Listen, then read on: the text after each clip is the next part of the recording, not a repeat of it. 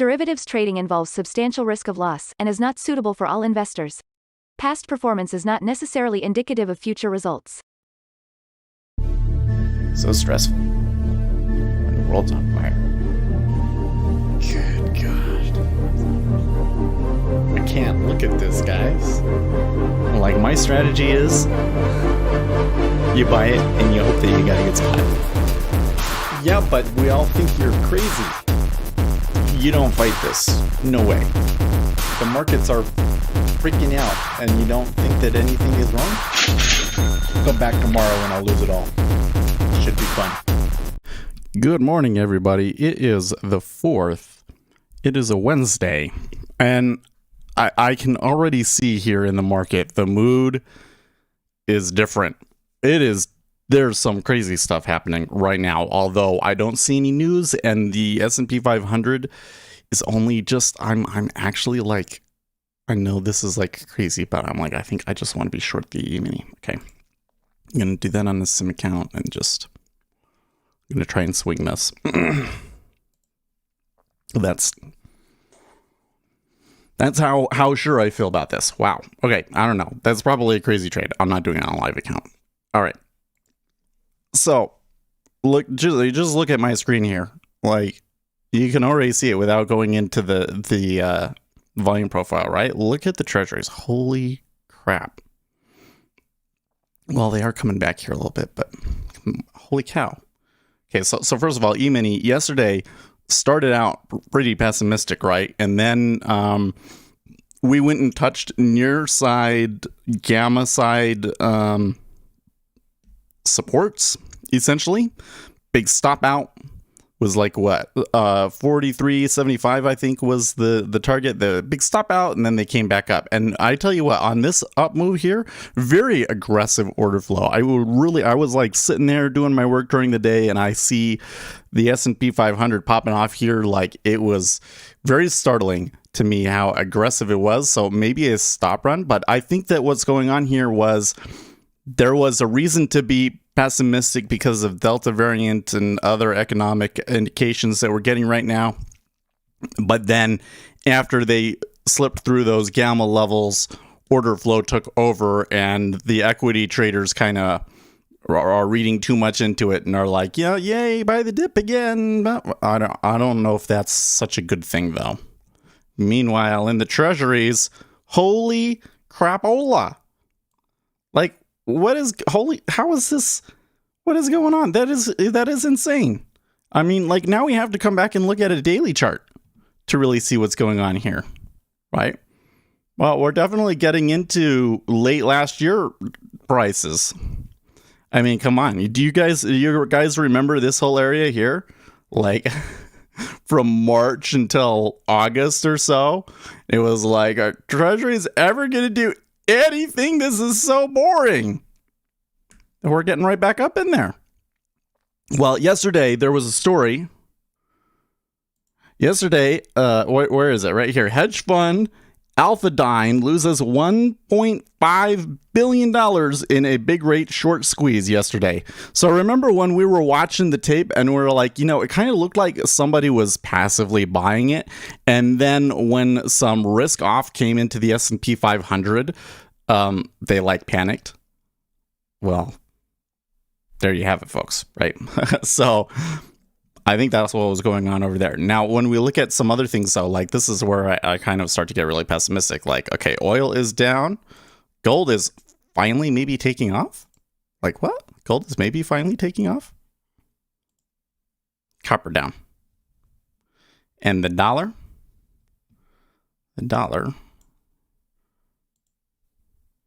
Well, there's been some spikes in support, but here this morning, as some other markets seem to be falling apart, the dollar seems to be declining as well. So what's going on? Oh, I didn't show that. I didn't show that on the screen. I'll show that on the screen. For posterity, looks like the dollar is heading down at the moment, but it is a little bit higher from yesterday. 91.94. So just below 92, which is where we've been hanging out for a week or two now, right? Okay. So what's going on? well, I'm just noting it's kind of been like a slow churn, kind of like a slow political churn, but now today it's like undeniable. You know what I mean? Like the sentiment is just changed. Like it's just completely changed. And really, I think you'd have to look at it from there's like different perspectives out there on this, and so you kind of have to look at the different people involved to and how they're thinking things to kind of understand how this has kind of all come out. Because there's the people that are prone to say the pandemic, you know, like Uzi, for instance. I don't know, do we have Uzi here this morning yet? I think Uzi is a poster child for this person, and I think that I would put myself in that camp as well, although not as quite as far into it as Uzi is.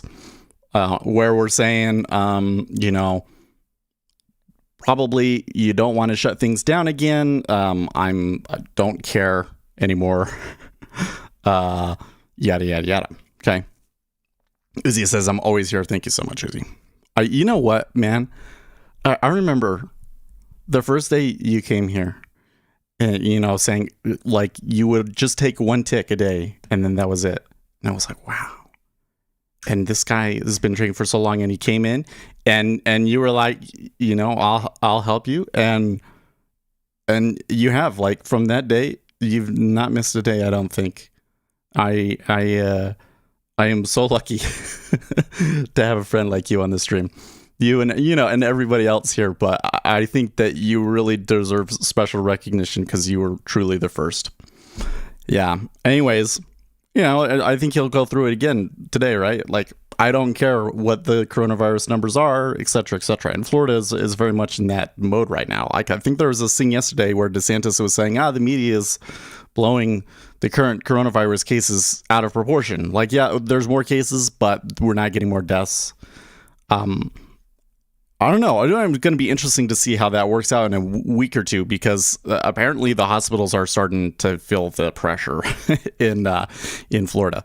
But okay, then there's this other side, which is we're going to defeat the coronavirus. We need to lock everything down, and we're going to destroy it, etc., etc., etc. Right? What has happened? Well, the people that don't want to care about the coronavirus anymore are mad because they're still trying to shut things down. I think the biggest point right now, and I think one that will end up being significant going forward, so don't, like, it's not really taking the headlines right now, but I would keep an eye on it. Okay, this eviction moratorium thing. So what happened on the eviction moratorium was, first of all, it got struck down by the Supreme Court, right? And they said, well, we're not going to, like, strike it down. We're just going to say it's unconstitutional, but we're going to allow it to expire because it expires at the end of the month anyways, right? So then the Democrats come out and were like, well, we need to extend the moratorium in Congress. And they couldn't get it done. They've gone on recess. They didn't do it. They didn't extend the eviction moratorium. In addition, McConnell has been saying, like, you don't need to. He's been saying there's already money set aside to help people that are having difficulty paying their mortgage because of lockdown, so we do not need a moratorium. Okay. So what happened? The Biden administration had the CDC create another moratorium, even though the Supreme Court shut it down. And as they're doing it, like, the people in the administration, as they're doing it, they're like, well, it is unconstitutional, but we're going to do it anyways, to just get as much time out of it as we can before the courts eventually shut it down, because that will take, like, months and stuff like that. What? Like, your job is to protect the Constitution and enforce the laws. You are acting in a direct contradiction, affront to the Constitution. Okay, that is a big deal, and I think there are a lot of people, including people on the left, they're going to be looking at this and are going to be like, you can't just, like, skirt the Constitution like that. Like, that is not okay.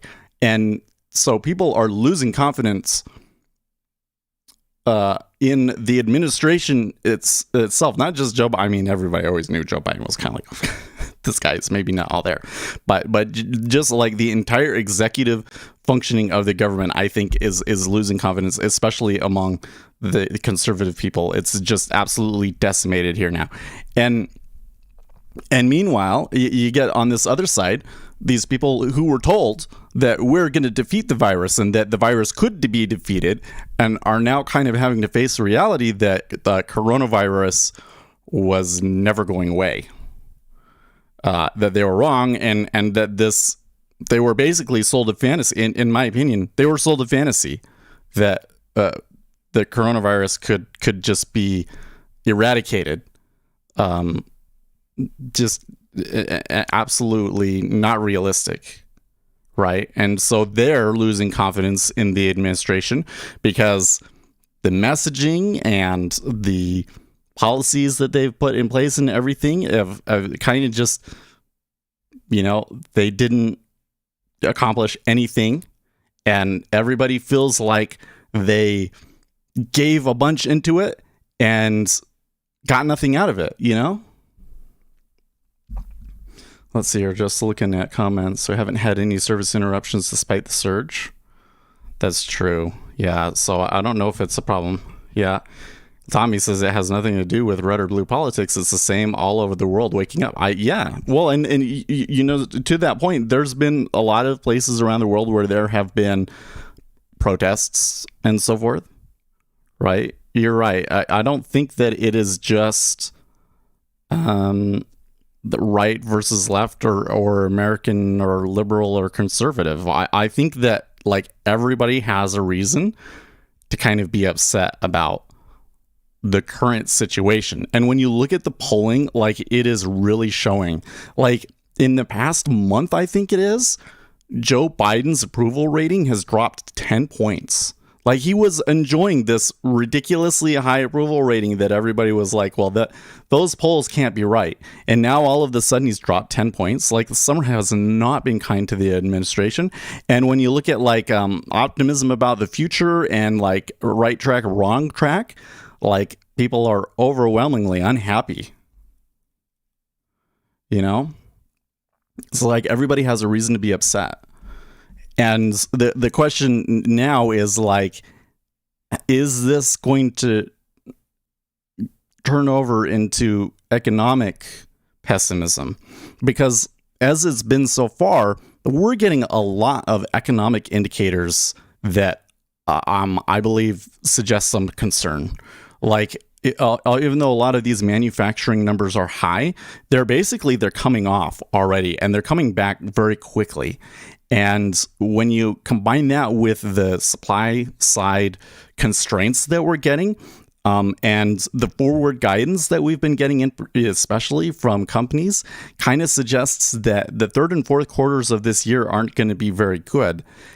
And, so a kind of combination of factors combining together at the wrong times. What happens if this kind of sentiment continues, and then the holidays are a disaster? Because like Christmas last year was different, right? And then like people want to come and like have a real holiday again, and they can't get stuff. That's not going to be very happy. What is delusional is thinking that we couldn't have? No, it's not. Like really, the Delta variant. I don't think that. So the problem here is that we're all seeing it, right? Like me saying that sentiment is declining is kind of preaching to the choir, because it's the American people that are kind of souring right now, right? And that's you guys. So I think that everybody has kind of seen this to some extent, right? The problem is that I don't think that we have now completely realized that situation. It's only just now that everybody's like really waking up to it. Like I've just been seeing from the economic indicators, but now I'm really seeing it from the political side, right? Like yesterday, there was a story on Politico where one of the big Democrat strategists had a meeting with all of the Democrats in the House, and he told them if the election was held today, you would lose control of the House, which is huge, right? Like for Republicans to get a majority in the House is like, whoa, really? Like what? Because I didn't think that was, realistic at all. Okay. Like the warning signs are going off over at Democrat headquarters, right? This Delta variant, we've been talking about Delta variant for a long time, but because, that hasn't necessarily been shutdowns and stuff, I don't think that we've really done all of our due diligence into what is actually going on with the Delta variant. So what is actually going on with the Delta variant? It's extremely contagious. So they were saying, we would have to have like 80-90% herd immunity in order to have like herd immunity against the Delta variant because it is so much more contagious. And not only that, but the vaccine that we have appears to help, but a lot of people that got the vaccine are still catching it. You kind of get into this weird Bayes law thing where it's like probably 90% of the people that took the vaccine are immune and don't catch it. But when you combine that percentage that has caught it and then the percentage of people that the minority of people that haven't been vaccinated and everything, and it comes out that like 50% of the people catching it have been vaccinated and 50% haven't. And in that one study from the CDC in Boston, it was like 75% of the people that had been tested positive for it were vaccinated, right? So now it's kind of even turning into, well, like the vaccine could not actually defeat the virus, right? Now, maybe there's an interesting argument, theoretical argument to be had that, like, if not for the Delta variant, what if, or, if it was faster? I don't know. But what the reality is that there's probably not any, I don't see any kind of policy change that you could really realistically enact that would have prevented this. I really don't. Every country on earth that took every message and sucked the science's cock, none of them prevented all deaths. Well, you got to look at Australia, man. Like the Australia thing is crazy. Like they did everything that they're supposed to crush the virus, right? And they still have to shut things down. Now they're going to turn around and blame everybody else, but I just kind of look at it like, what did you think was going to happen, guys? Like you're kind of banking on a scenario that I just don't think is realistic. Yeah, adjust my microphone here. And do that and get it a little higher and a little closer like that.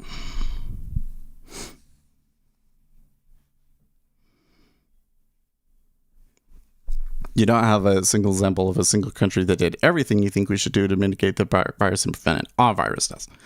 Well, I mean, they haven't really had any deaths in Australia yet.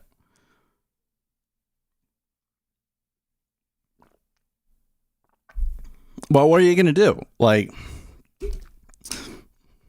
again, Australia, the true poster child case here. What is going to happen in Australia? They are going to continue to have shutdowns and restrictions, possibly for years. If they're going to continue down on the path that they're on right now.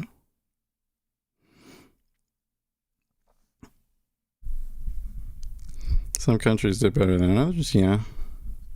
But so like, let me give you a better example, Keller. Israel has the highest percentage of people vaccinated. They, started early. They pushed hard. Everybody went and got it. they have the highest vaccinated percentage in the world, and they are currently experiencing a huge Delta variant spike. Yeah.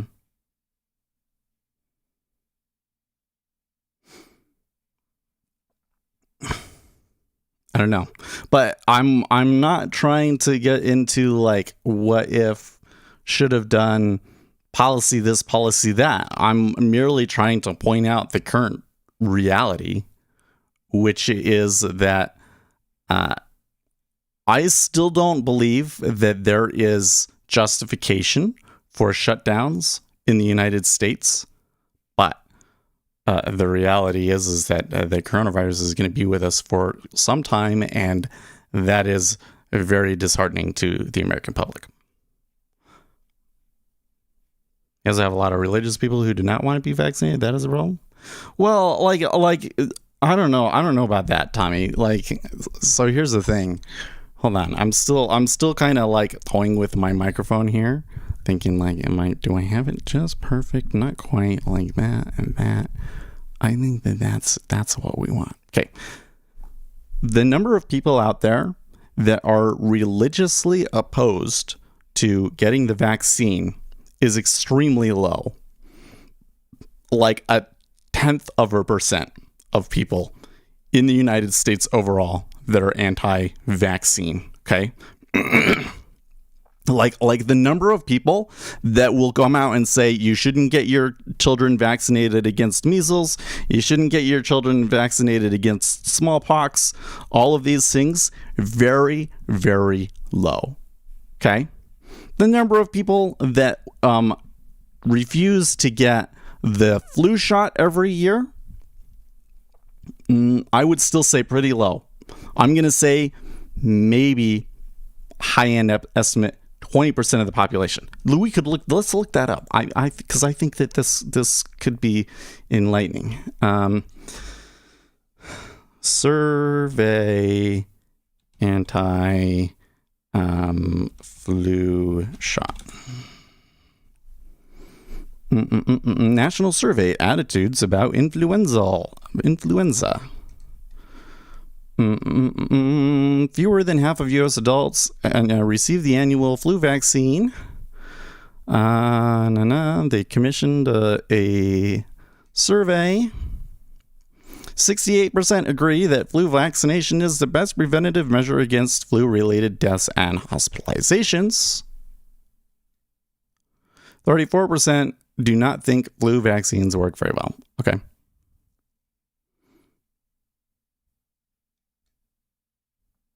So I'm a little bit low. 30% of them that say I don't want, and that I think is very specific to the flu. Okay. 3/4 of highly religious people are anti-mask, vaccine, closing churches. Well, but like that's the point that I'm trying to make here. Okay, is like it's not like people are religiously opposed to vaccines. The number of people out there that are religiously opposed to vaccines is very infinitesimally small. The number of people out there that just overall don't think that the flu shot works is still very small, like 30% that they don't, and they're just saying they don't think it works very well. They're not even saying, I don't like it, or they're just saying, yeah, the flu shot isn't that good because it changes. So I think they have a good point there, right? Okay, but then it comes over to the coronavirus. Okay, it's not like I'm religiously opposed to it, but it's like when you force people to take it, you're making this big push to try and make everybody to take it. You're paying people money to take it. You're creating vaccine passports. In some countries, they're saying like you literally will not be able to go shopping. It like that's kind of the question in some people's minds is, will I be able to go shopping without giving my papers to prove that I was vaccinated against coronavirus? Like the implications of some of this, if they really go through with all of it, is kind of like mind-boggling. Like, are we going to really live in a world, in the United States in particular, where you have to give government representatives papers proving that you're vaccinated, like everywhere that you go? That is just so disgusting to me, right? And when you put it into that way, yeah, you know what?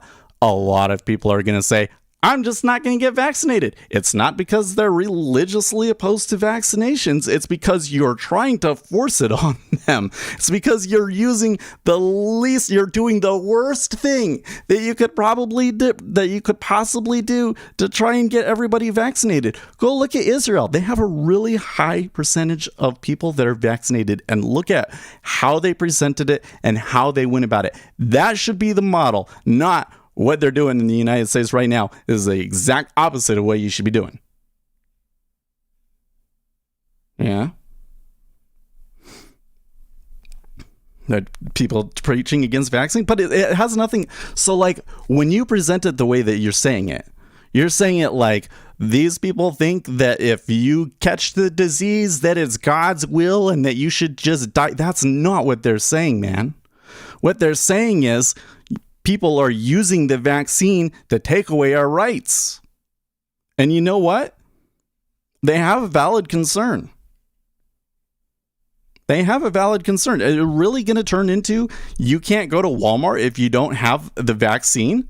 This is not constitutional, and that is not the world that I want to live in, even if I'm vaccinated. Right?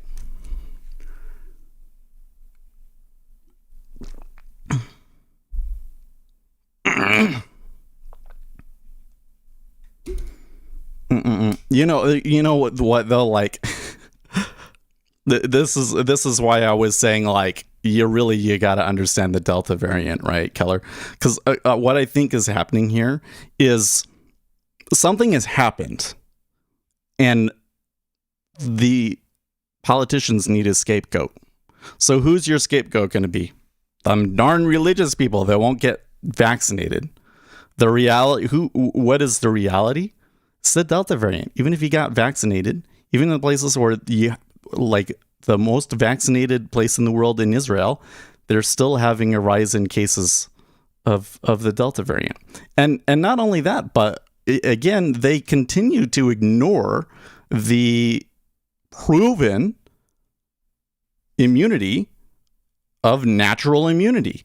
People that have already caught coronavirus in every study that they've done, and there have been 3 studies, including one commissioned by the Israeli government, say that natural immunity is effective and long-lasting. So, is it really the vaccine? No, it's not. It's the Delta variant was always going to do this no matter what we did. Like what we're saying is like if 100% of people were vaccinated, we'd still have a problem, apparently. Yeah, I've been yapping this whole time. The market didn't really react to well, I guess it was building permits. Tomorrow is going to be interesting. What are you saying here, Vlad? Private companies added 3,300 jobs in July according to ADP. Ah, yes, okay. ADP. Let me come in and look at that. Oh, that is low.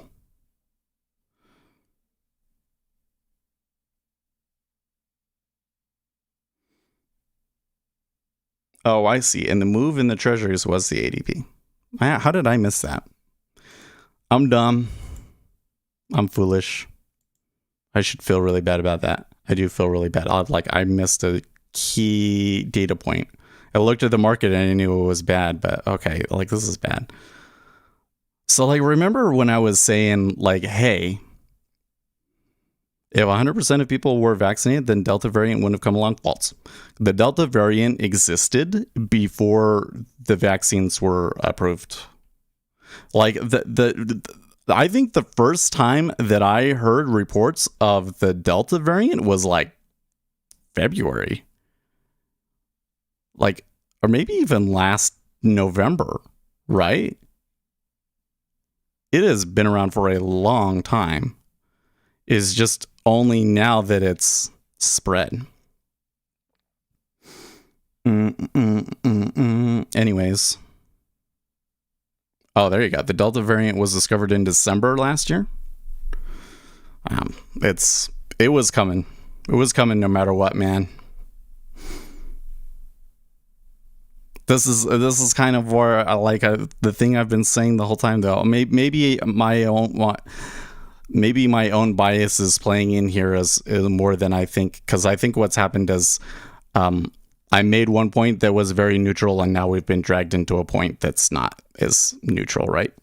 But my point from the very beginning is that like you can't stop it. You're all gonna catch it at some point, and it's kind of looking like I was right.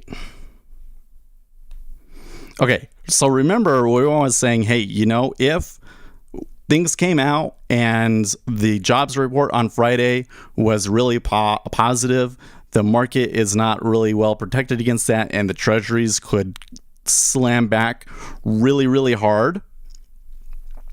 Well, that does not look like as strong of a possibility anymore, does it? With that ADP number. 3,300 versus 6,600. Like, holy crap. Having a bias doesn't mean someone is wrong. Well, the difference was that I'm trying to make a point about the possible trajectory of the economy. And part of my point about the economy is that you don't have to have an underlying belief about the virus or how to handle it to understand and agree that this is where things are heading right now. Right? So before it kind of got into there's going to be more shutdowns. The market is pessimistic because there's going to be more shutdowns. I'm still of the opinion that there will not be shutdowns in the United States. In part because I see the political situation. Like look at it. Things are not going well for the Joe Biden administration. He's lost 10 points in the last month in his approval rating. So what are you going to do? You shut everything down again? Like, that is not going to go well for them, is it? Like, that will have wild political connotations. Like I'm looking at this right now and I'm thinking, like, under the current trajectory of things, like Donald Trump could get reelected. Like, that's how bad I really don't think that Donald Trump would fare very well in another election. We would have to go way back into like pre-Civil War history before we get into situations where it's like a president loses and then they run again and they win that time, like Andrew Jackson. I guess if anybody could do it, it would be Donald Trump, and it would be ironic that it'd be Donald Trump because of how similar he is to Andrew Jackson, right? But especially in the modern era, well, I guess there was Richard Nixon, right? But I'm kind of thinking, I feel like that since the 80s, things are different. Like since Ronald Reagan, things are different. I think it would be very, very difficult for a president to somebody to lose an election and then run again and win. It would be very difficult because you get this aura of having lost around you. Like Donald Trump very clearly has like the loser aura right now, even among Republicans. I think that like if he runs again, like they would support him almost out of fear because it's like you're not going to get anything done politically otherwise because his supporters are just so loyal and diehard, crazy for him that it's kind of like you just don't want to fight it, sort of a thing. But under normal circumstances, I do not think that Donald Trump would be able to win an election. But when I start to see the way the pendulum is swinging and everything, and I'm like, they do shutdowns, like people are going to be really upset. Remember I was saying, like, what if this election comes down to, do you want shutdowns or not? And people voted for shutdowns and then they get them and they're going to really regret it, right? And you get a mood like Republicans could have just an absolute blowout year in 2022.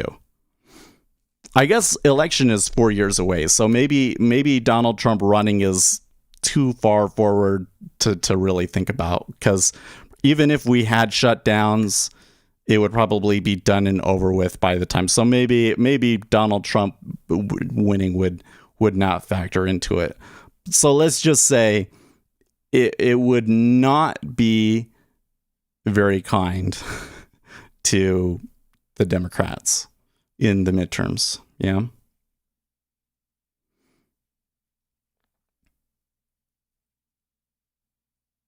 Tommy says we have started to remove corona passports in Denmark and open up because we are so far with the vaccines.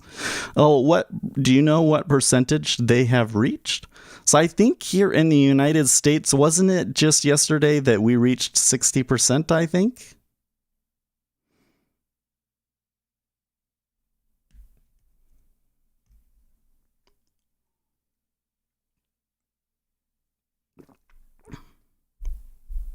%, I think. Anyways, but it's kind of funny because it is a political thing, but it's not. It's like it's a political thing, but it's like the current political reality, which I think is undeniable, right? Americans are not happy with the way that things are going. I think for many reasons, but those reasons kind of all end up pointing to Joe Biden and the Democrat Party. Like that's a problem for them right now. And when everybody's upset here, I'm worried that it could hurt the economy. And I look at the numbers on the economy and it's like things are already bad. And then when you add on top of that, people turning sour. Yeah. DeSantis lets us make our own decisions. That's what we like. I'm going to be interested in... I can't say I'm confident about how it's going to go for DeSantis. Like, here's the thing. If there is like a really huge wave of, like, maybe the Delta wave in Florida is already about to subside and like we're already like close to the peak. I don't actually know that. One of the things that I find frustrating is that there are certainly people out there projecting and looking at how many cases we're likely to get and stuff like that. And I bet that those people are sharing that information with the government, but the government ain't sharing that information with us, are they? Right? So I don't know how bad it's going to get in Florida. If this is the worst of it, then DeSantis is going to look like a god. I mean, really? There would be nothing that could stop him from becoming the Republican nominee. And I think that his chances...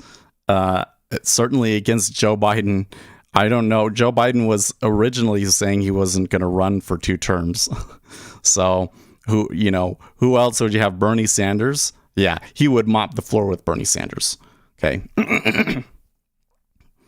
But if it gets worse and the death rate starts going up and like there's a huge scandal, then Ron DeSantis is going to look terrible.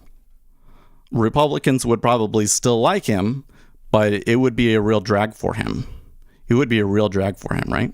Harris has no chance. Oh man, Harris.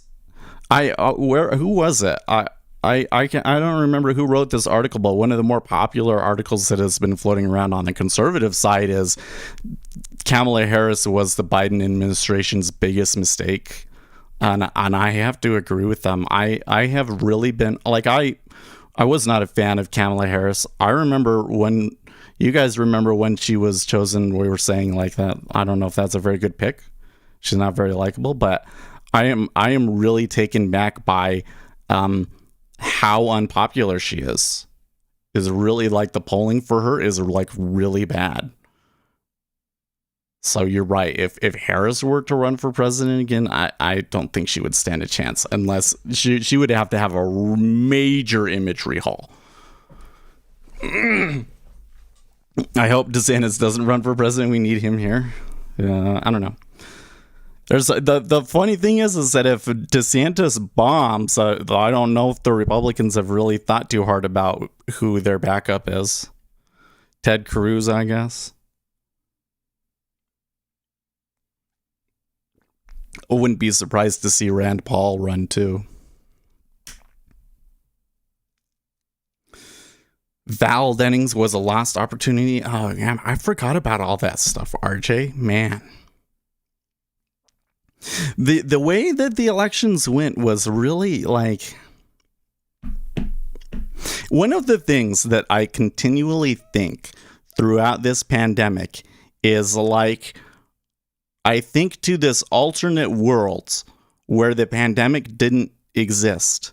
And I'm way more interested in how those things would have turned out than how things are going to turn out in this timeline. Like, so for instance, what would have 2020's GDP been without the pandemic? I think that's a really key question to ask, because the whole question, the big major economic question before the pandemic was, will we ever get back to 3% year over year GDP growth, right? And I guess Donald Trump hit it one year, but then things kind of weren't as good. Would 2020 have been good? And then if he had been reelected, what would have those 4 years have been like? Would we have been able to regain that GDP growth or not? What would have happened if Donald Trump was president right now and there was no pandemic with the China? Would the trade wars still be like the hot news item? It seems like the world is kind of turned against China. So like, how would that work out? Would that really come out to America's benefit or not? Like there's all of these economic questions. How effective was the corporate tax change? These sorts of things that I think answer some of the really big questions in economics right now. And it seemed like we were on the precipice of finding out. And now we'll never know. I continually see that over and over and over again. Rand Paul has a lot of built-in hate against him, so does Cruz. Well, so I'm not so sure.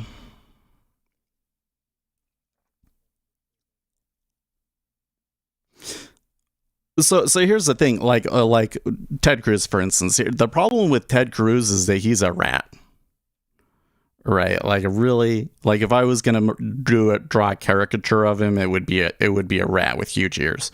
Republicans were very upset with him during the last election when he was running against Donald Trump, because his campaign tried to pull a couple of really slimy moves.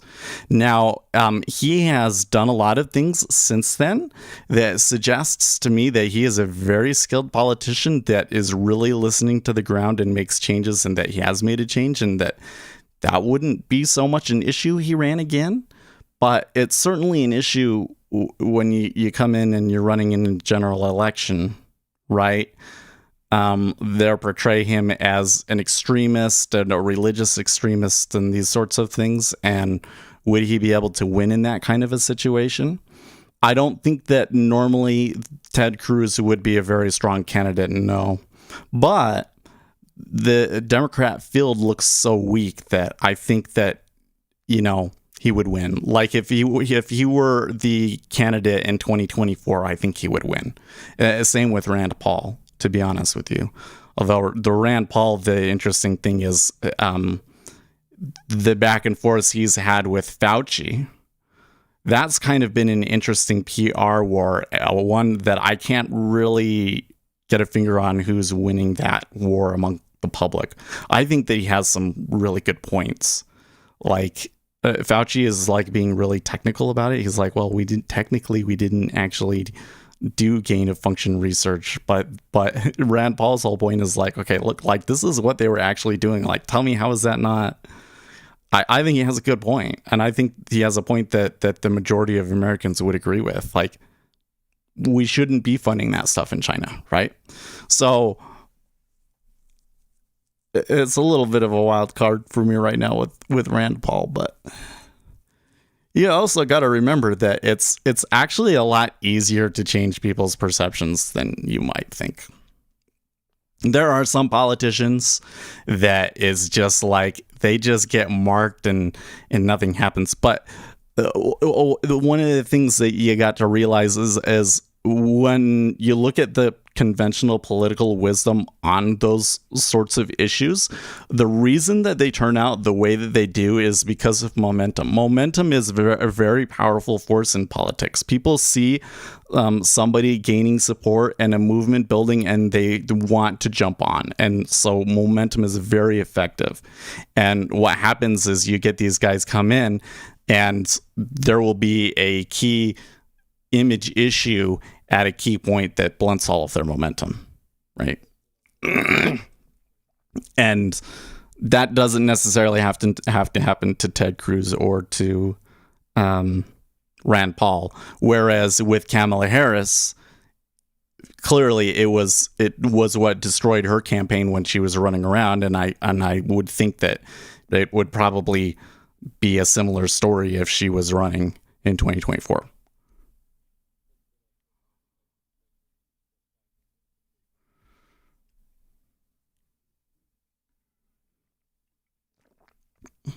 People are told to vote for a rep rather than actually pick it for themselves. Probably.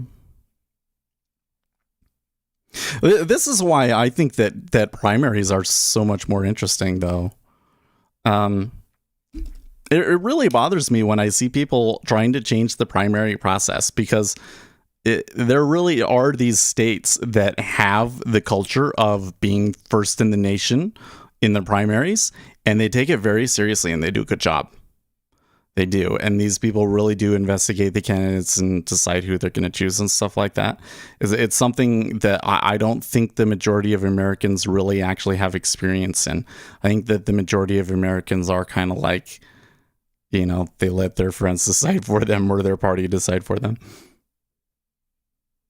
Kamala's like a Hillary Clinton. Oh, I think they're very different, actually.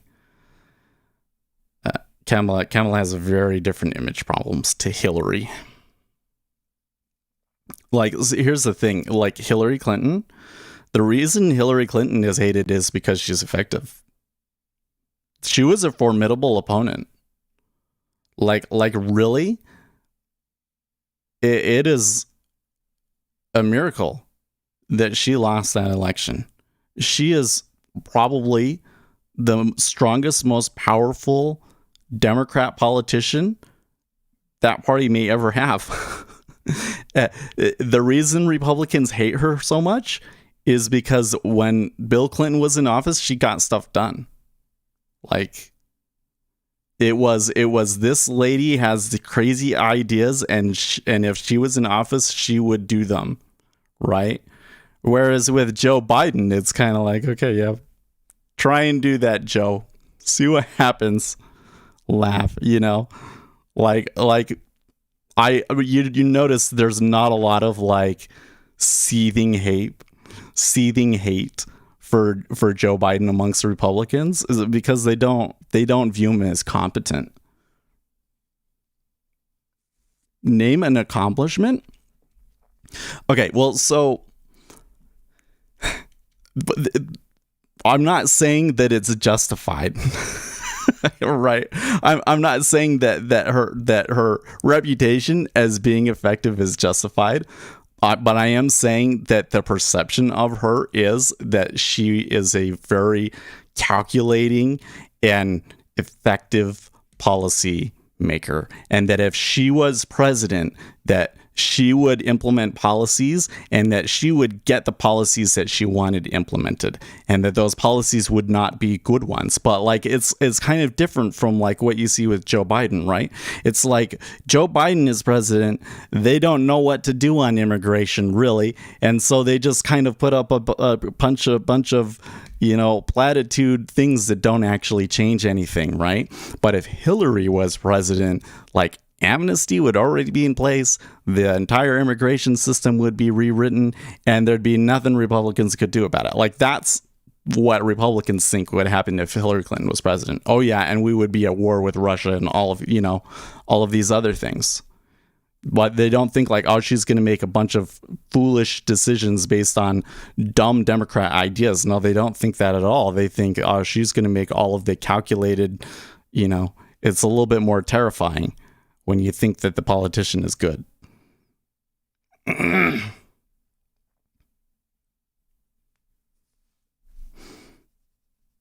If you really think about it, Republicans have deviated from the dynastic political path. The Democrats have more or less embraced it. I have to say, it really confuses me how we got to the point where Democrats are really kind of more the establishment party now. How did that happen? I think it's because of big tech. It really is because of big tech's embrace of the Democrat Party. But you're right. It's like Republicans don't want to have anything to do with dynastic political, like a Bush, like Jeb Bush. Jeb Bush just got absolutely savaged in the primaries, right? Oh man, like I thought, I really at the beginning I thought, well, Jeb Bush could be a potent political opponent, right? And then it came into the debates, and he didn't perform very well. But it was kind of like, I've seen guys perform poorly in debates and then recover from that, right? But then he just got savaged for it. Please clap. Yeah, it was like, holy crap! I'd never seen a politician be made fun of and mocked so widely and aggressively. It was just like absolutely, and I don't think that it was just that Jeb Bush turned out to be not a very good campaigner. I think it was because people really don't want to be, the Republican Party really don't want to be into that like nepotism thing anymore. Like the old style perception of Republicans is a bunch of old guys that are just out to help their buddies. And like the Republican Party like really changed, right? Now it's all them hillbillies out there doing wild things and having wild ideas, and who knows what they're going to do or what politician they'll turn on next. Yeah. They used to have this proclivity for authority. Well, I think they still do. I wouldn't say a proclivity for authority. Like they have a proclivity for law and order, right? And that has traditionally resulted in them supporting authority. And over the last 10 years, they've kind of turned on authority because they think that authority has turned on them, really. And that's probably in part because of how the Democrats seem to have embraced, the establishment. But maybe some of those perceptions that we had back in the Bush years were maybe false. Maybe those perceptions were media creations,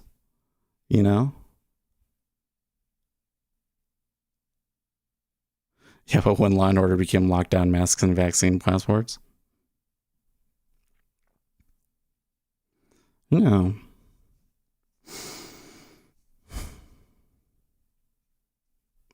The way that the political landscape changes or has changed with Donald Trump and since Donald Trump is a very fascinating topic for sure. Is going to be something that people will be studying until the end of time.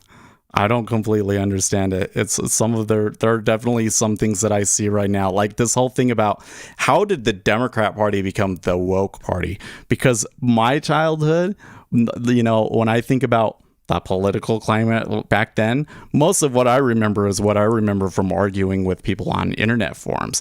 And I always remember the Democrat-minded people, the people that were liberal, were always the ones that were vulgar and would make, like when we were in IRC, those were the people that were making sexual jokes and goofing off in ways that I always kind of found offensive, right? And then all of a sudden we grow up and the liberals are the politically correct police. Like what? How did that happen? This whole change when like Tumblr got in charge and everything is really weird to me.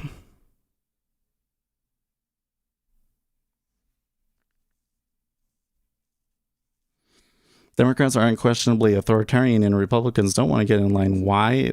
Is it simply because Democrats? Like, would more Republicans obey if the same orders came from Trump? No, I think that this originated earlier than that, Uzi. I think that this originated with like Edward Snowden and stuff. I think that what happened was the George Bush administration was very pro surveillance state, in part because of the war on terror and everything, and they wanted to do everything they could to end the war on terror. And I think that there was a very large portion, let's call it 40% of the Republican Party that was kind of sitting there watching all of this stuff and saying, well, okay, like we do need to protect everybody, but we still need to be constitutional. So they kind of resented that George Bush did that, but they didn't really say anything. And then Obama became president and they saw that expand. They thought, well, the Democrats are the ones that are against that stuff. So surely they will put a stop to it now that there's a Democrat in charge. And then Obama made it worse. And so when they came out of that, I myself, and I think many Republicans, a majority of Republicans then at that point, decided that the government was out of control, that they were taking away rights, it kind of through stealth. Yeah, I think that's where that originated.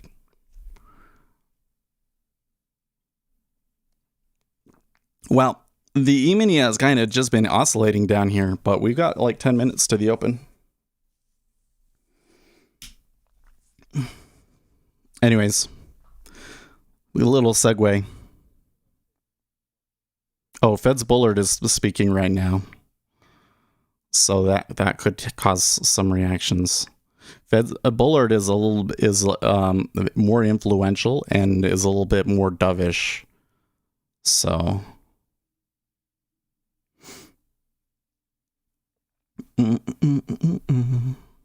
Didn't you have to go somewhere, Killer? I hope I didn't drag you in and make you late or something. Just remember, we can argue about something another day. You want to bring it back up.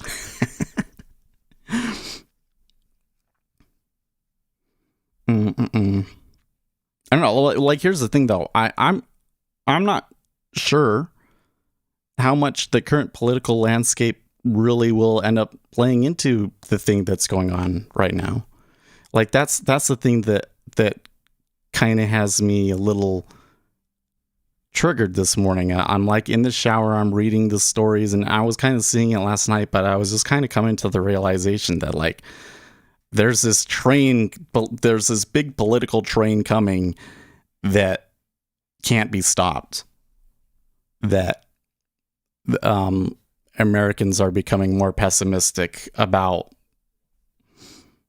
the state of the world, regardless of the politics or whatever the politicians could do right now, right?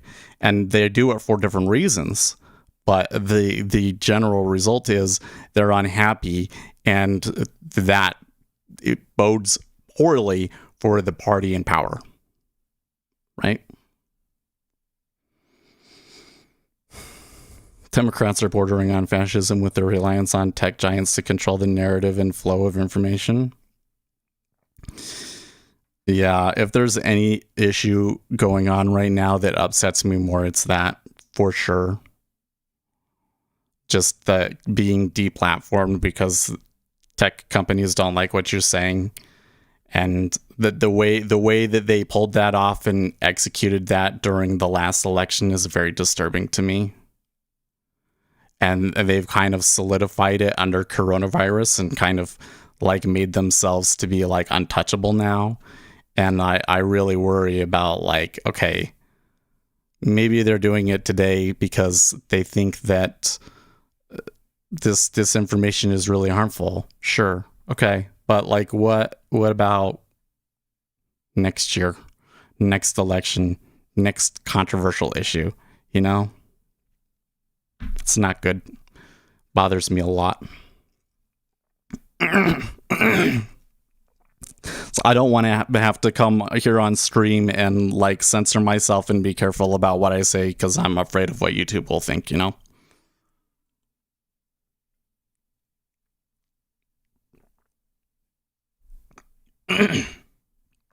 Oh, I didn't realize we were at 4,400. You know, when I started out here, I wasn't very focused because I missed a couple of key pieces of information. So 4,400 kind of ends up being like a real peg, right? Or just is me too. Yeah, I'm glad we agree.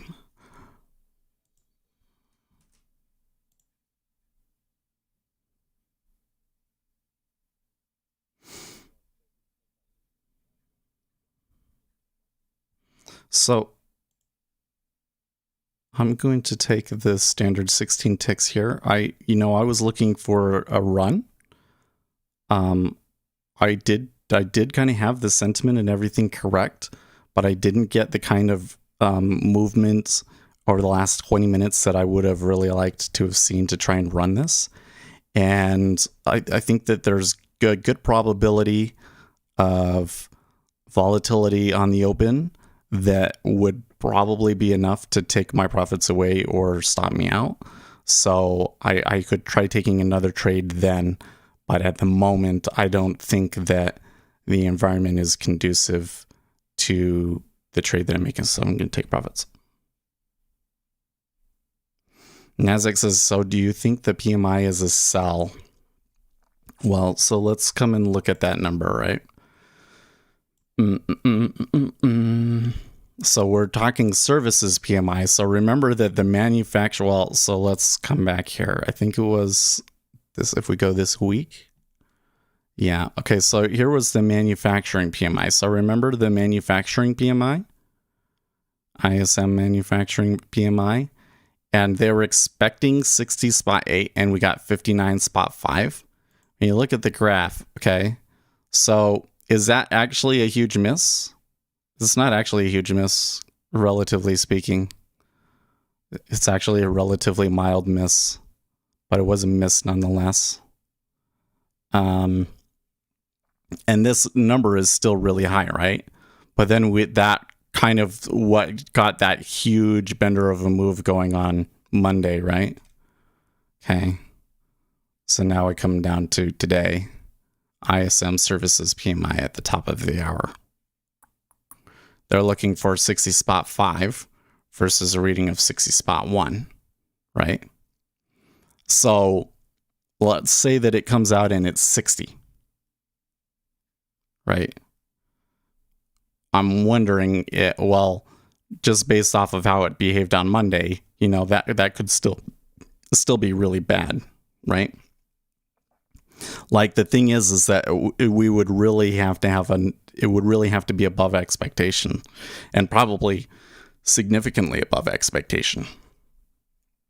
Because I think that the story here isn't that like whether we outperformed or not, it's that it's not as high as it was 2 or 3 months ago, right? The trajectory is down and it's expected to come back to 55.50. Good morning, Sal. Welcome back. Randy says, look at the VIX. You can look at it through TradingView, but I don't really get it very good. I don't get a very good look on that, unfortunately.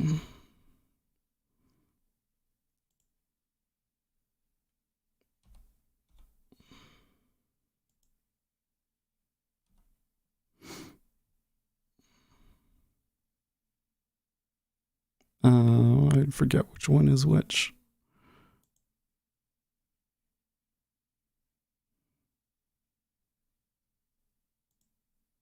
Oh, they're the same. Till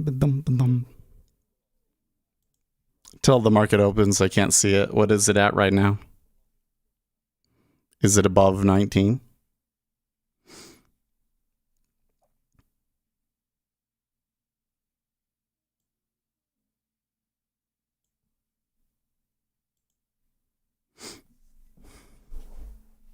It's a little hot this morning.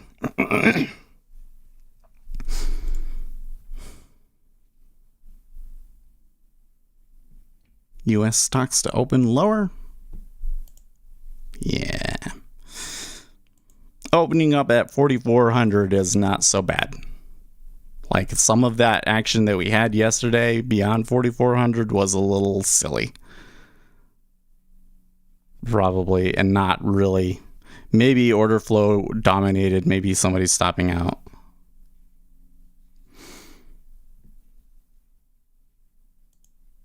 It kind of makes you wonder. Like, we got this big move up off of the ADP report. Do you think that the Treasuries have more upside in them today? Because you could turn around and go down, and we could see them push up even further, like maybe up to 16. That would be like really crazy. I'm gonna say probably not, but I have any reason to think that that would happen any more than anything else.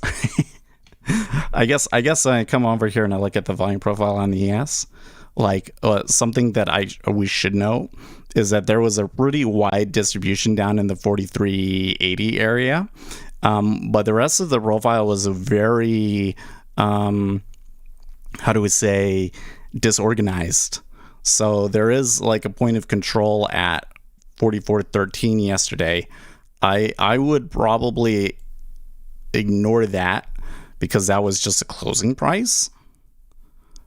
There does seem to be this resistance around 4410.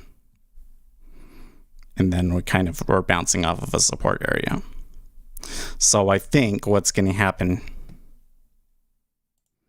on the open is that we're going to open up and we're going to have a little bounce between these levels, like 40.95 and 10 on here. And then we may have a breakout. And especially if they break out lower,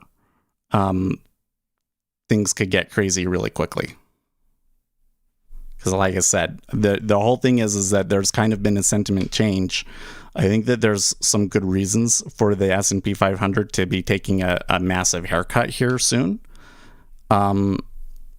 It's just a question of if the traders let it happen, right? Because they're still in this I'm going to buy every dip kind of mode. Certainly, if we were to have another down day today, that could really change. That could really change their traders, strategies? Yeah. Okay, so here on the open, the initial move was a sell. I wouldn't call it dramatic, but it was a sell.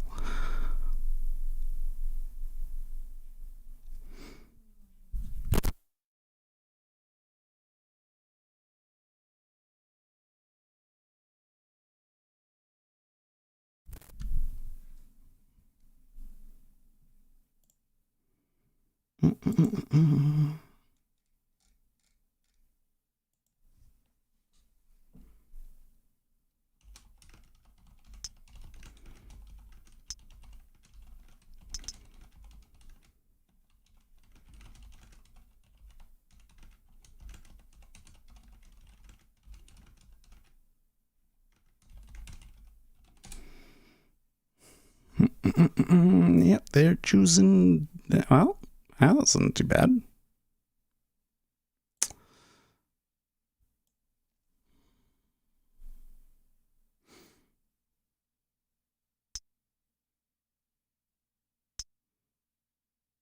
Oh, it's not above 819, but it is high. Okay. Well. Okay, Fed's Bullards is done.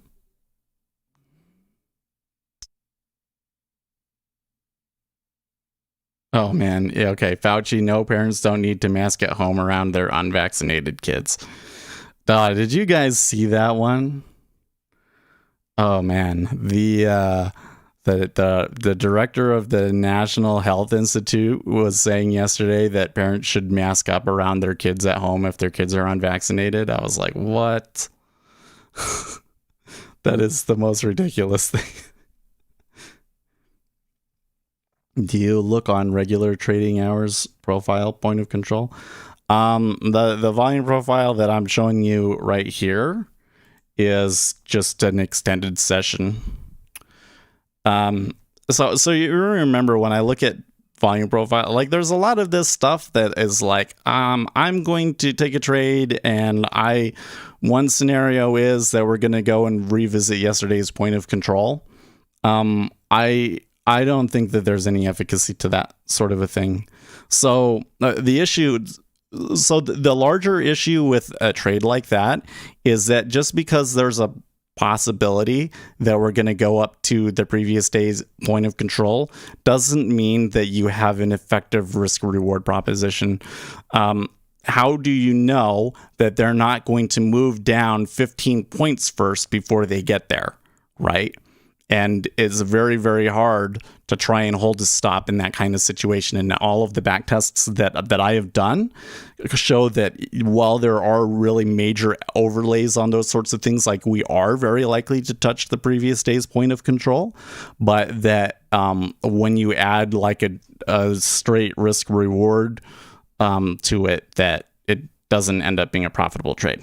But more so than that, I think that there are also some ideas about volume profile that are just kind of silly. So like, should this point of control from yesterday at 44 to 1350, is that really significant? I mean, I suppose if the market thinks that it's significant, but the reality is that was just the closing price, and the closing price is like the most manipulated price out there. So I don't particularly care if it gets there or not, to be honest with you. Okay, there's a little slip there. The sweep sell order came through. Anyways, but there are some things that you can learn from the profile, because it kind of tells you about these places where there was perhaps low latent liquidity and liquidity vacuums in areas of supply and demand. So for instance, on this down move, there was a little bit of a vacuum here in the 80 area, and you can see how when they extend back up, they got stuck there again. So if we were to have a move down into the 80 area, I'm going to be watching that spot to see what the liquidity does there, if it's doing the same thing again today, right?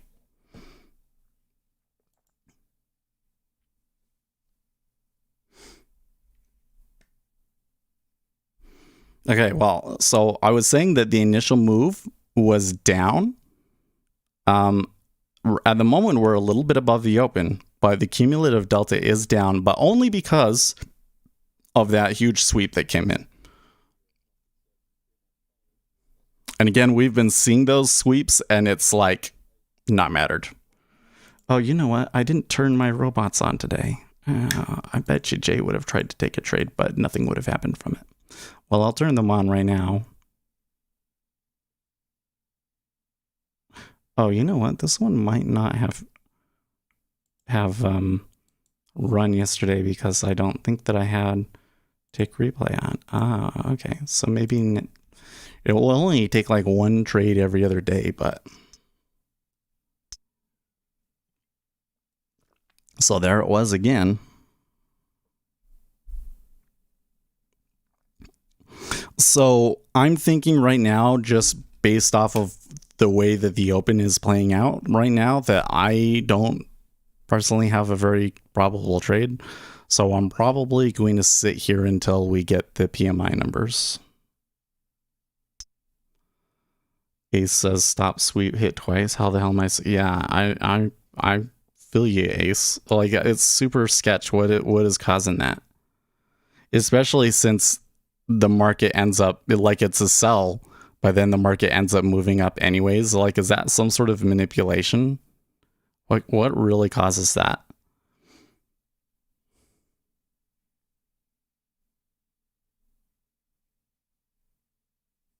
Oh yeah.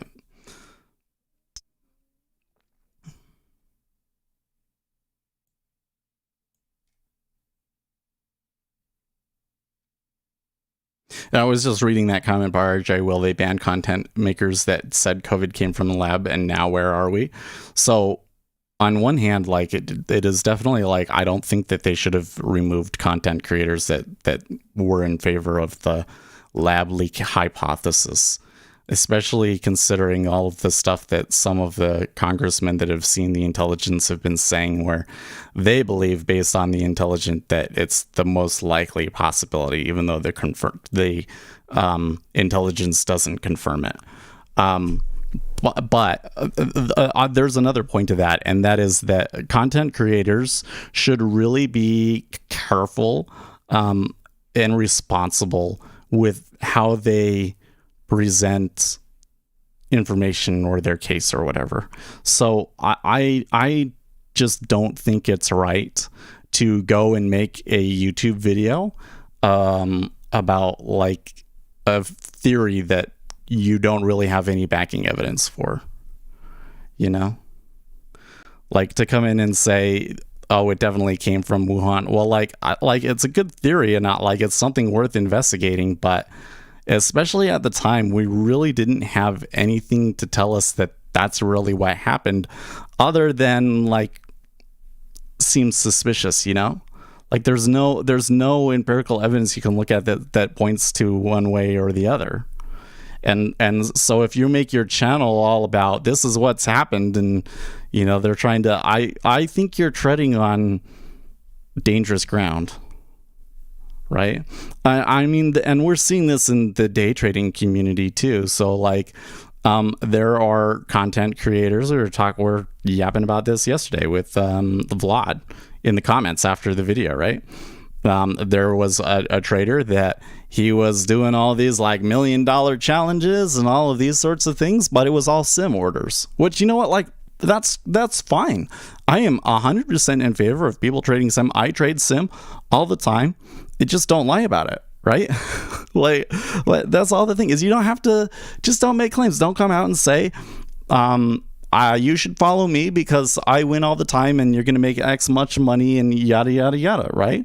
Like anytime that you talk about the probability of profit, you should make an equally weighted statement about the risks that you're taking on when you're trading, right? That is like your responsibility, especially if you are working with any kind of NFA regulated entity. So if you're going to be doing this on YouTube, you should just like automatically assume that at some point you could be working with sponsors of that nature and start doing it now. And that means like, you know, you can trade sim. Just don't give your viewers the impression that every trade that you're taking is live and you're making or losing money when it's not. Especially if it's like, you know, I've seen a lot of videos out there where people are like making these trades that are like hundreds of thousands of dollars, and I'm like, you didn't actually do that. I saw this one where the guy like lost 20,000 and then he made 10,000 or something like that. And it was, you know, in the end, it ended up being a winner. But I'm like, there's no way that that's live. There's no way. How do we know Day Trader Paradise was sim? Well, my understanding is that he said it was. My understanding is that he was coming out and like pretending like it was all live. And then when people called him out, he admitted that it was sim. That was my understanding of this situation over there. But I could be wrong. I don't really know. But it doesn't really matter because I'm not accusing any one individual person of anything. I don't really want to get involved in that. All I want to say is like, guys, this is the way that the responsible way to function in society with these sorts of things is to just not make these claims. Like there's like this huge temptation, I think partially because of ego, because like you say, oh, I'm the best, and then everybody loves you for it.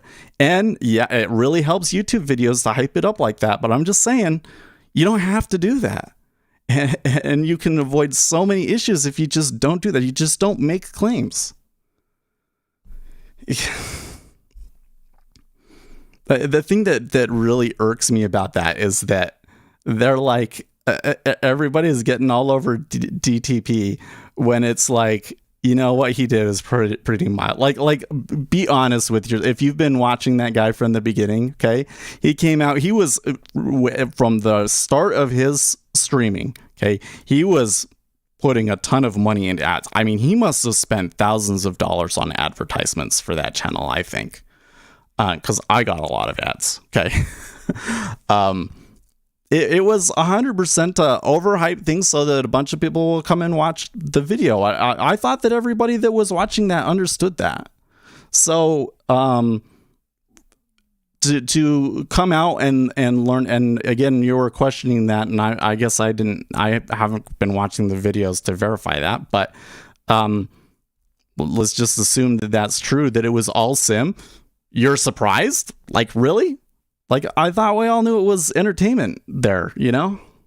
I don't know. Meanwhile, the guy that's accusing him of stuff has been playing these kinds of games for years, and it has a notorious reputation for ripping people off, and is just like the most dishonest actor out there, and everybody's all giving him a pass because they're going after DTP. I was like, listen, I would rather that DTP say, oh, okay, yeah, it was sim, and everything that I do is sim, and it's all for fun, and he continued to stream, and y'all go after, you know, the real dishonest actor here. Come on. It kind of irks me a little bit.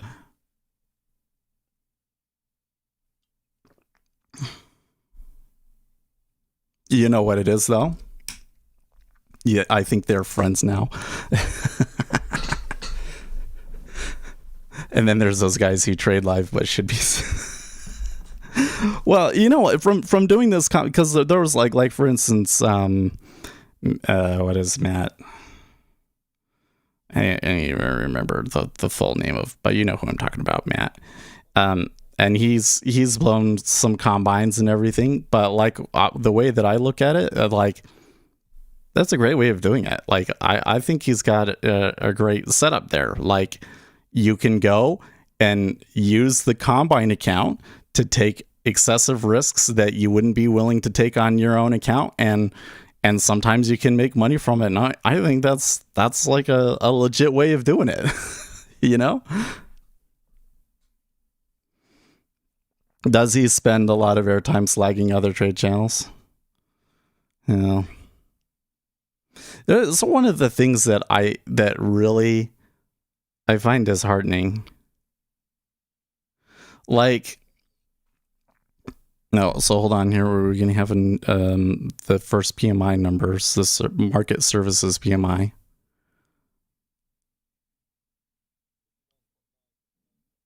Okay, so this is slightly higher than expected, 59.9. So there was not an excessive reaction off of that. It could move, you know, the market could drift one way or the other, but that doesn't really give me a very clear trade. So I think we just wait until the top of the hour. That number is probably going to like really move the market.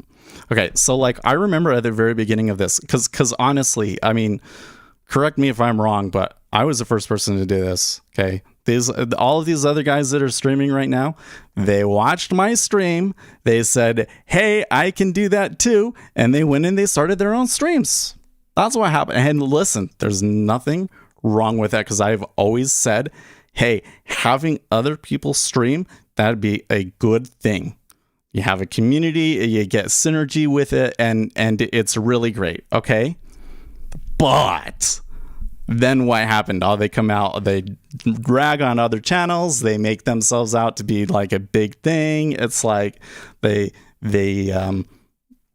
mislead people and lie about what they're doing. Like, you know, it doesn't help.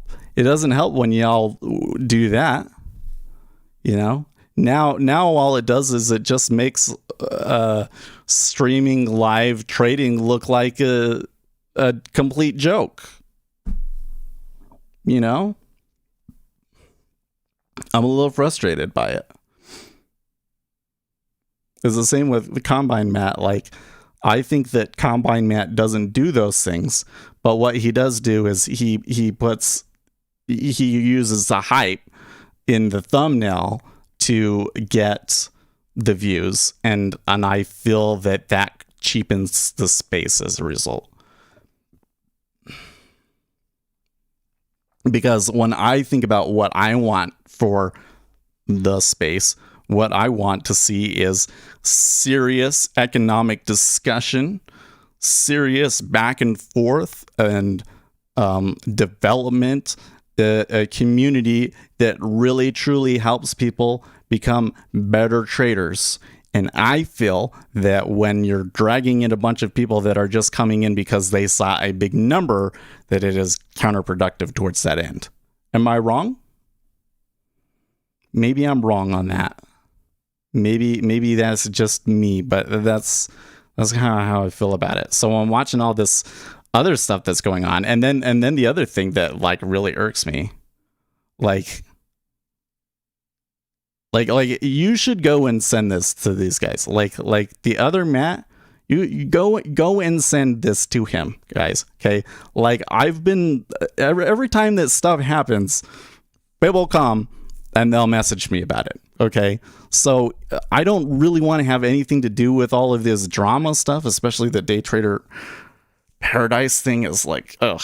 Okay, but people tell me, okay. And I'm seeing a lot of situations where it's like, oh,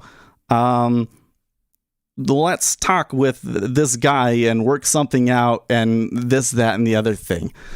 Guys, no, okay? He is a freaking psychopath, and you should just, you have nothing to do with this guy. And I kind of, when I see traders falling for those kind of traps, I'm kind of sitting here like, how are you going to make it in trading if you're that gullible? I don't know. I think that we tend to want to think the best of people. So I wouldn't, if you're falling into that, it's not like I think you're stupid or anything else like that. I'm just warning you. It's not going to end up well for you in the long run unless you start to become much more skeptical and,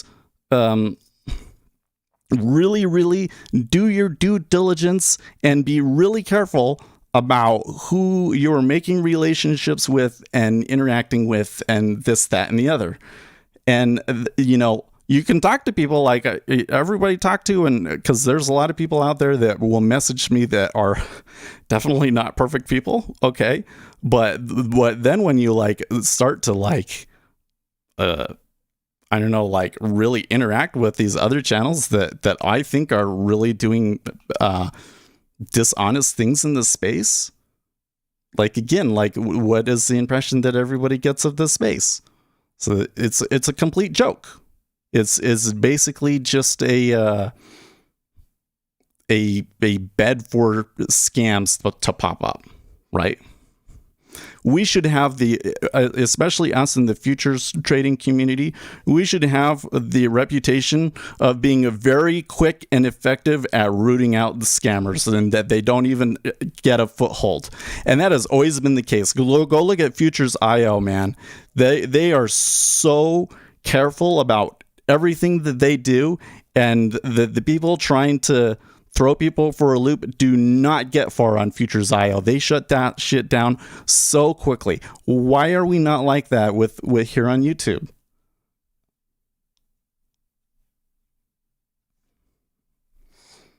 That's so when I get these, when you guys mention that stuff and I'm kind of getting this kind of wishy-washy response from me, that's why I'm saying that, because I'm looking at some people that I think are good guys, but they seem to be falling for something.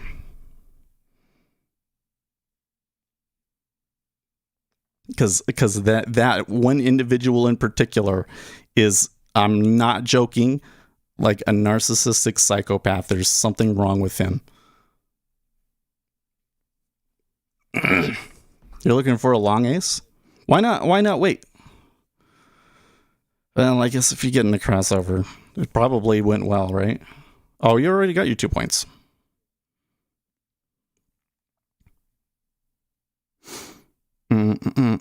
It's like there's still some room to move up to 4408 even, but I would much rather wait for the ISM number. But have they ever live streamed an earthquake? I know, right?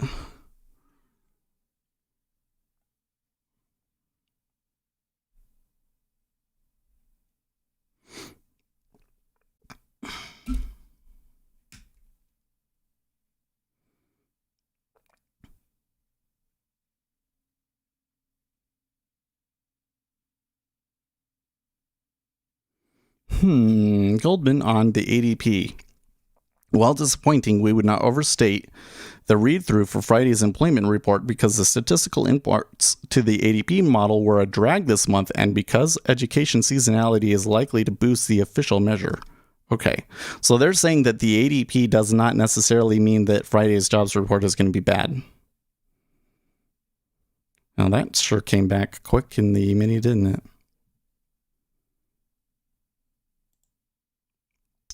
I guess another thing that I would say to those guys is I'm intentionally vague about like specific things that have happened because I don't want to give people publicity and start a big thing. Okay, but you come and talk to me and I will tell you the whole fucking story, and it is like Dateline NBC shit, and you will be absolutely terrified that you are ever giving this individual the time of day.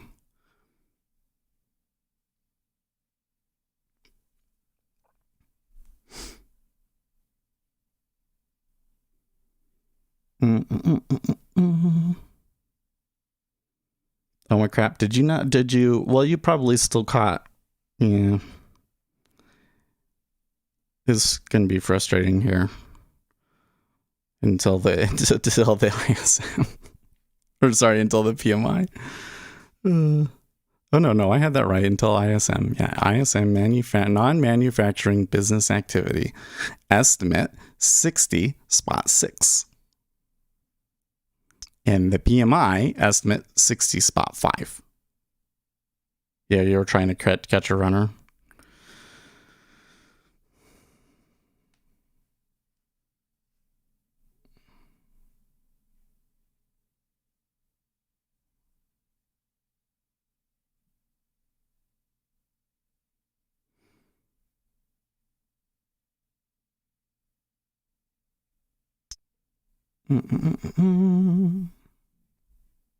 Oh, Clarida speaks at the top of the hour too.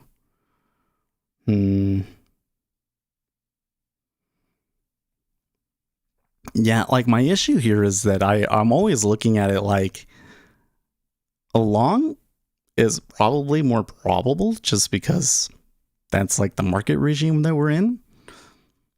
But the short side seems way more interesting to me.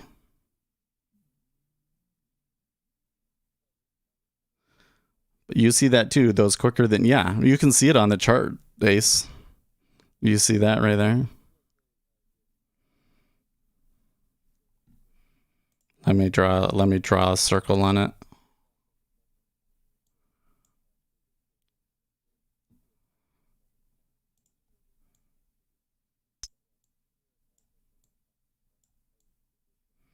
Somebody is coming in and selling like 2,000 contracts all at once and sweeping the market out. And yeah, it screws with, it very much will screw with your scalps. It's really freaking annoying.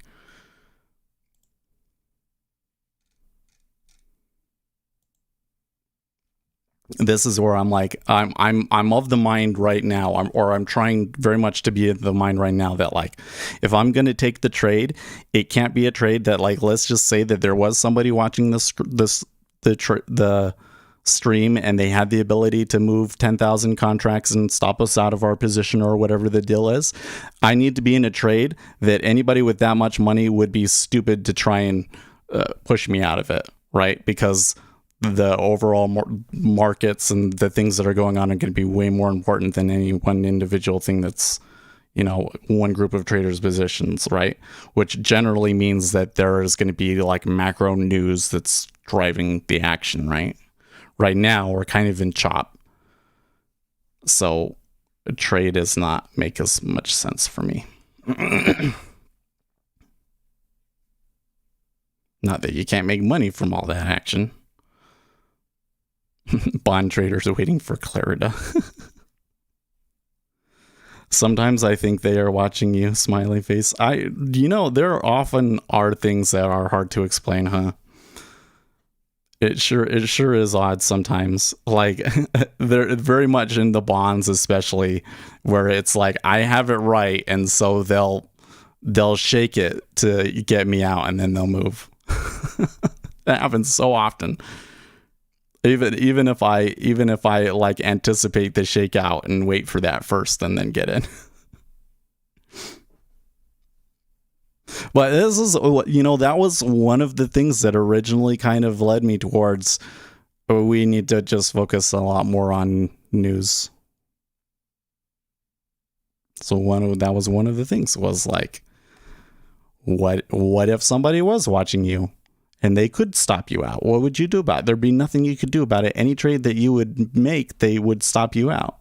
So like, why should I ever take a trade in a situation when that could possibly happen, even though it most likely is not, right? Shouldn't I be taking my trades in situations where any large player would have to be stupid to be fighting that move? And when is that going to happen? When there's like been a real change in the data, which is usually around news.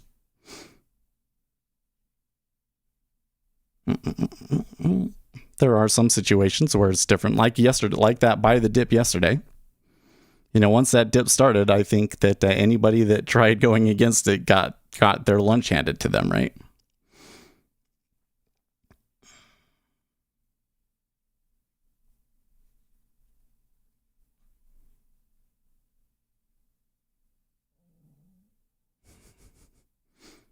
Oh man, the Kumo thing. We haven't even talked about the Kumo thing, but I don't really have anything to say about it. But that whole situation seems real crazy too. Okay, so note that a minute before the news that the Treasuries are pulling their liquidity. So they very clearly expecting this to be a big mover. I'm going to have to do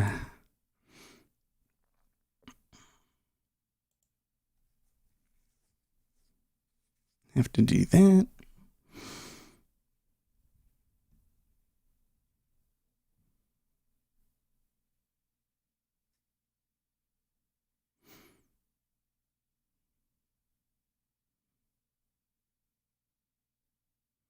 $60.6 for non-manufacturing, and the PMI 60.5 are the estimates.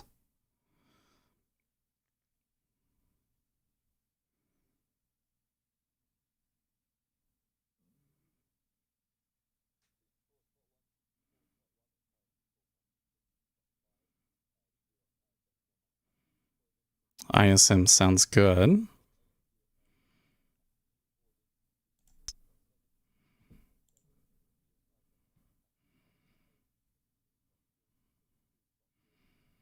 Wow, okay.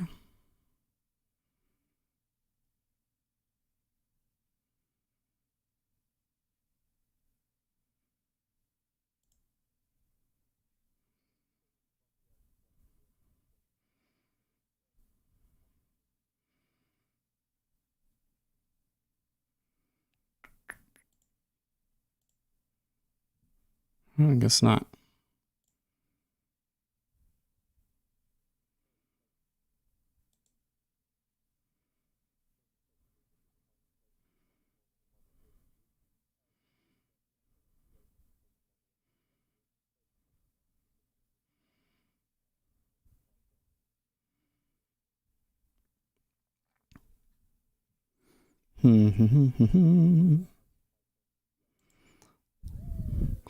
So the non-manufacturing PMI was 64.1 versus an expected 60.5, by the way.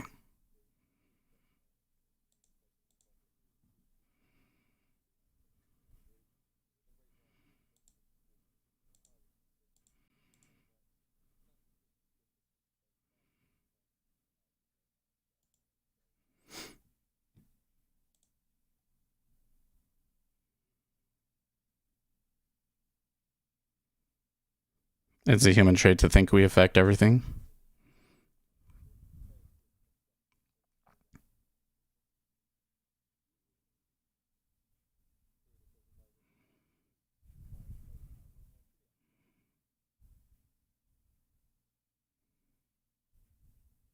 But do you get what I'm saying, though? That it's not that I think that I'm affecting things per se. It's that it's to my advantage to pretend like it is. Right? If I pretend that it is, you're going to make better decisions.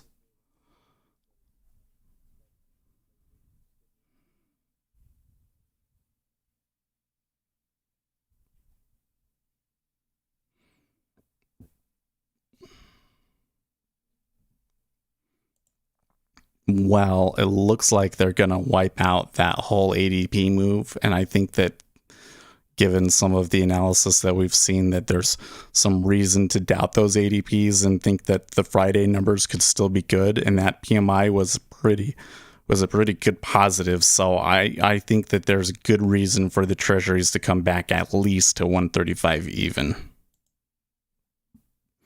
Now, the E-mini has not moved quite as strongly, and that is probably because the dollar is just taking off here. Man, like we're getting a pretty good run in gold, and now that's just, and the Japanese yen is really getting decimated.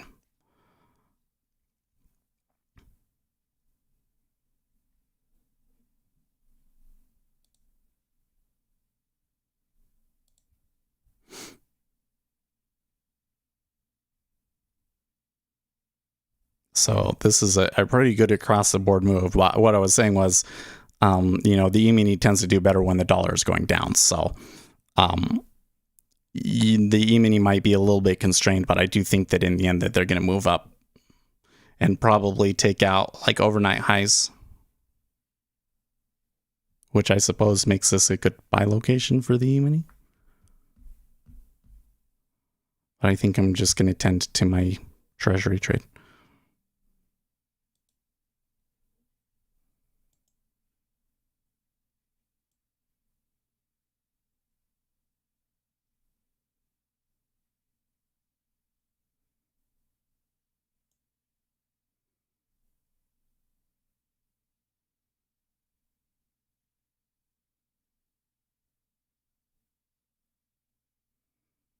Okay, you got long again at 44.0250. Good deal.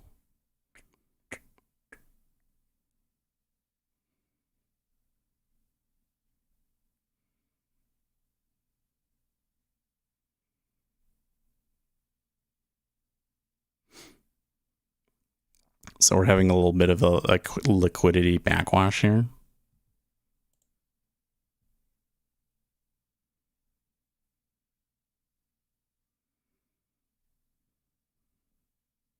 In the Treasury. This move back up is probably not going to affect the E-mini. Sometimes you get these moves where it's like the Treasury will go and go and go and go and go, and then when it backs off, that's finally when it's like, oh, maybe now you might want to take a reversal trade in the E-mini. But this is just liquidity backwash.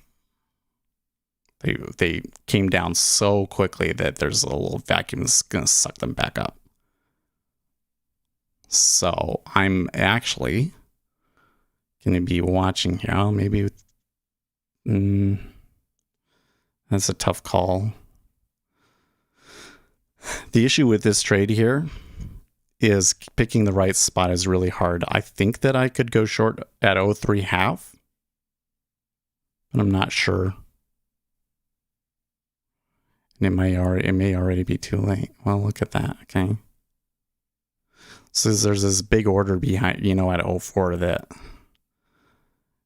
normally that would be well, I guess now is normally, but that could help. But if that pulls, then you're like, right? Yeah, it does look like the trade that I was looking for was there and it's already passed.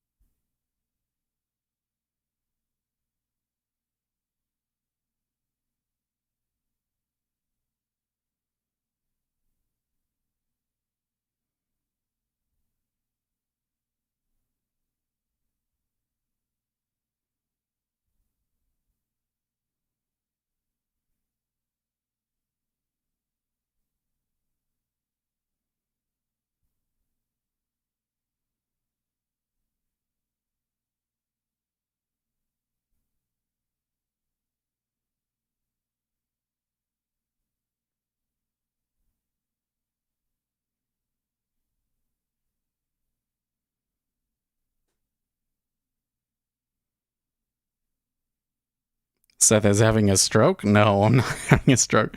I was, oh man, I just like had a real ADHD moment there because I was thinking about something. I didn't even cross my mind that there was like dead air and everything.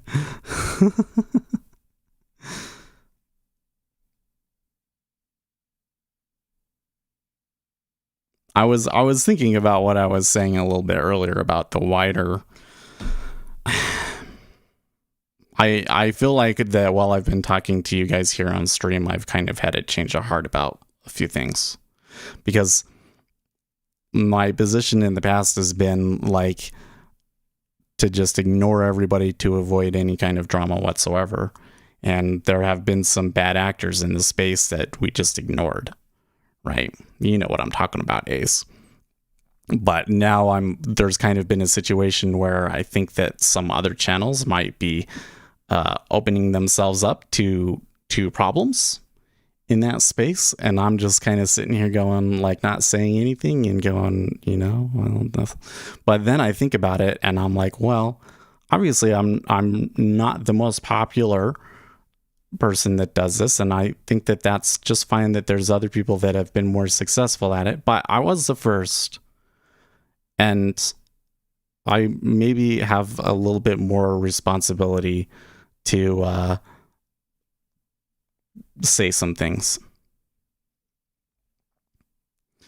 not to like get involved in that situation in particular, but to give some advice in terms of how to avoid potential problems in the future, because it's not just like, I've been around and I'm the person, but also that like those things going on other channels do kind of hurt our channel if it leads to a negative impression overall of the space.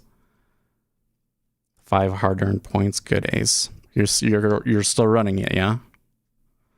So now we should do a little research here. What's our VIX levels? They're going to move below 135 now. Okay, so our upside VIX level is 44.27. Where is that on a relative basis for the E-mini? That would be a new all-time high. It's possible. I'm not going to say that I would absolutely 100% be shooting for a new all-time high off of this move, but it's a definite possibility.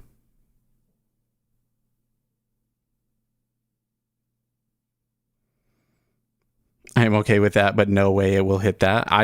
You might be surprised. I don't know. So let's think, because I didn't really give you my like hot take on it, right? But the issue that we're seeing right now is that in addition to kind of pessimism coming into play, that a lot of these manufacturing numbers and stuff have been showing that we're past the high growth part of the cycle, and that the third and fourth quarters are likely to be poor. So to get a data point here in the non-manufacturing business activity that bucks that trend is a significant thing. So is that enough to move us to new all-time highs? I definitely think that it's in the cards. So even though 44.27 seems a little ridiculous right now, I would mark it down as a possible scenario.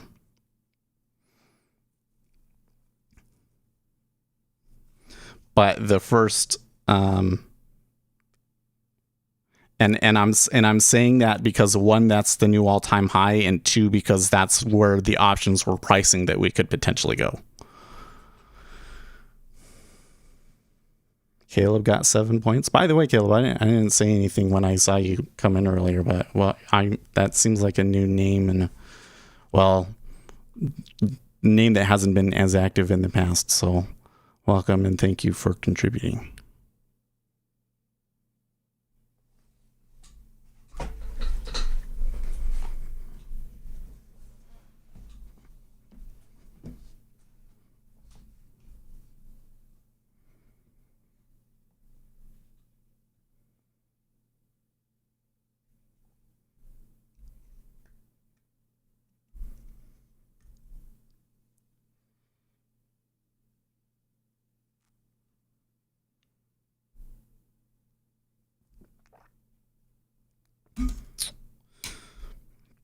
You're fairly new to the future space. Oh, that kind of implies that you've been trading stocks for a while then? Take it? Oh, look at that. They're going. Oh, boy. Hold up. Boy. Yesterday's low was 25.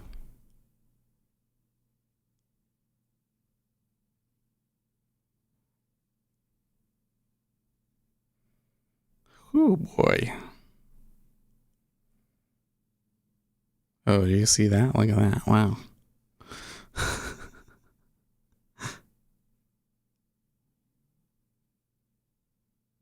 I think that somebody just took some profits right there at 28.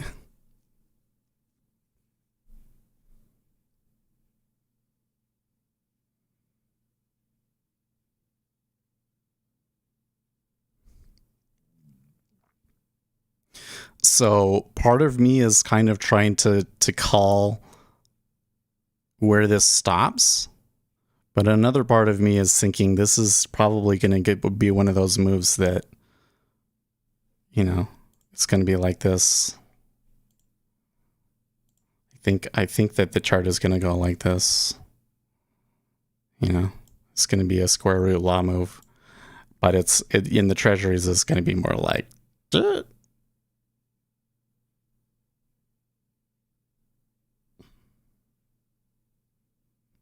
know. They usually have that little, you know, let's scare everybody out move. So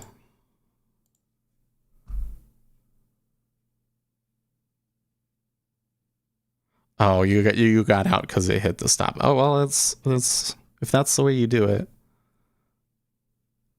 Don't worry, Seth doesn't drop result. I'm telling you guys, it looks nothing like boobs, and I think that you've just been inside too much. Ace, you live down there in the Provo Valley. You need to go to the what is it called, Raging Waters or Seven Peaks or whatever. You know, take a family trip down to the water park, man, because you've been inside too much.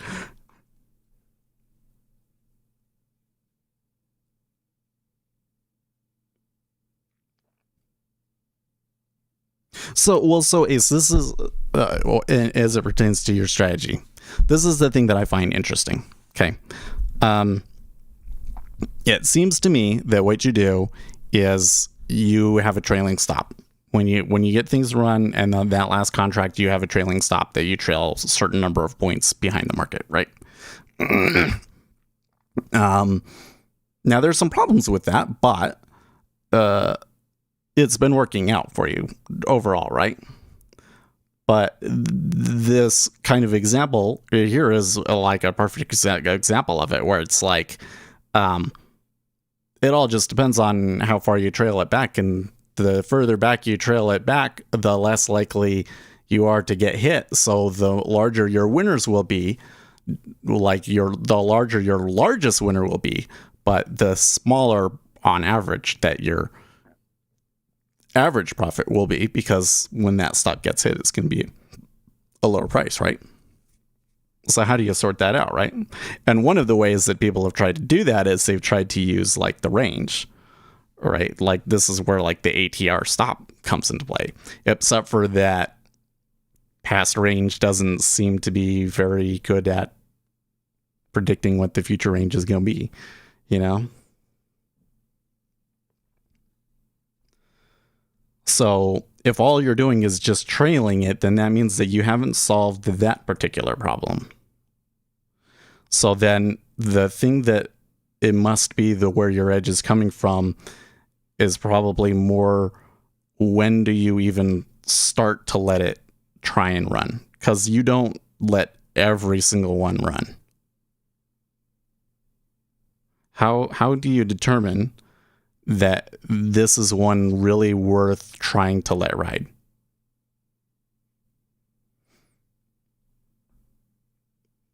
That's, I think, the big question. Like in this case, I'm going to say I want to try and let this trade in the Treasury ride as far as I can, because of the context and what I understand about that particular economic number that just came out. But if you're not looking at that, how are you determining how far it can go?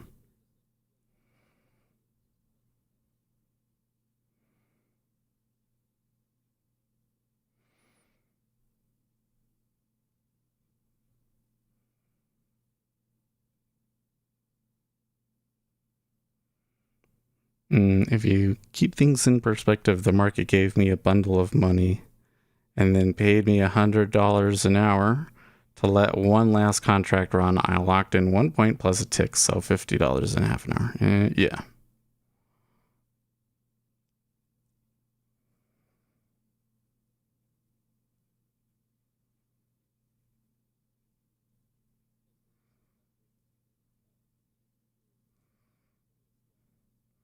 The thing is that I think screwed me up when I was doing it was that I wasn't getting a high enough win rate or long enough runners.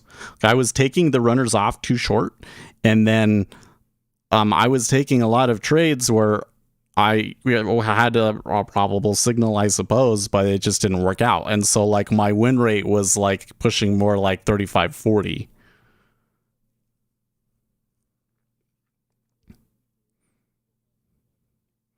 Now, I think that a lot of that was like the environment, like, so for instance, the period that really screwed me over was that Brexit thing, okay?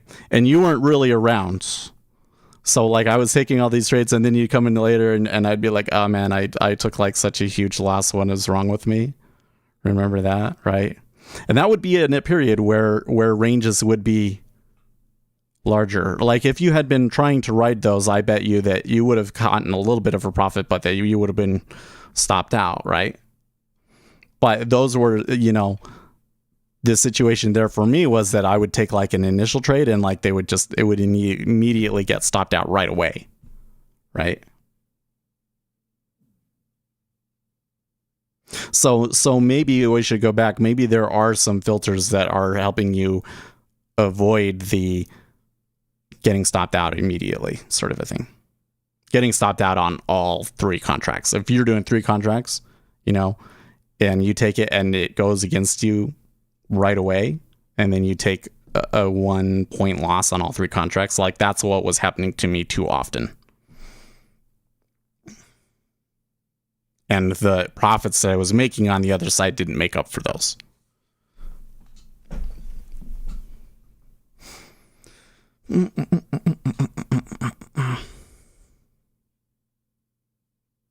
Well, 25 puts me at a 16 tick winner, right? Oh no, 20, almost, not quite. It's not a 16 tick winner, it would be a 32 tick winner. If I could get a 64 tick winner off of this, it may be possible. Well, we're going to have to see how they react to we just have to see them slam through 25. One thing is that we did have a little bit of a bounce that came up there, and some liquidity, buy-side liquidity, seemed to show up there. Which is kind of the opposite of what I'm looking for, when like the liquidity just disappears. But some of this liquidity might not be very reliable, so.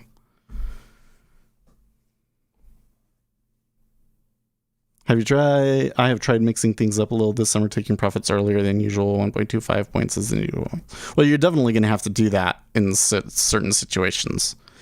Like assuming that we never get like that 20% haircut that all of the Wall Street analysts seem to think is coming. I think you should expect to see the VIX contract significantly, and then you're going to have to take smaller profits. Yes. Because there is a point at which the VIX gets below a certain level that the kind of momentum move that you're looking for goes really poorly. Like that strategy doesn't perform very well.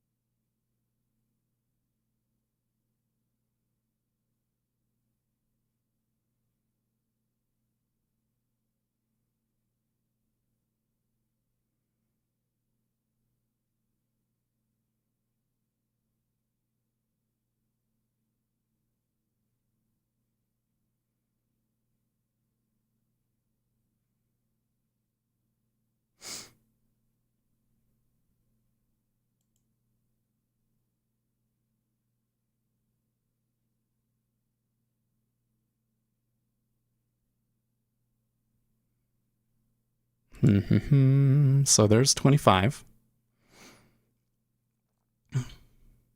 Yesterday's low. We'll see if they do any kind of like level break setup.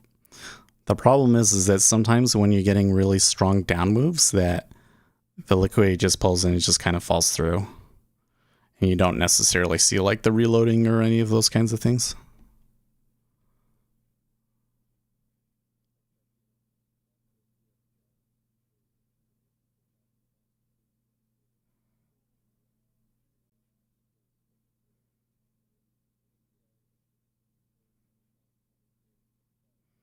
Okay, so they did. They traded through that, not a ton of liquidity, and they stacked a big stack on it when they went through instead.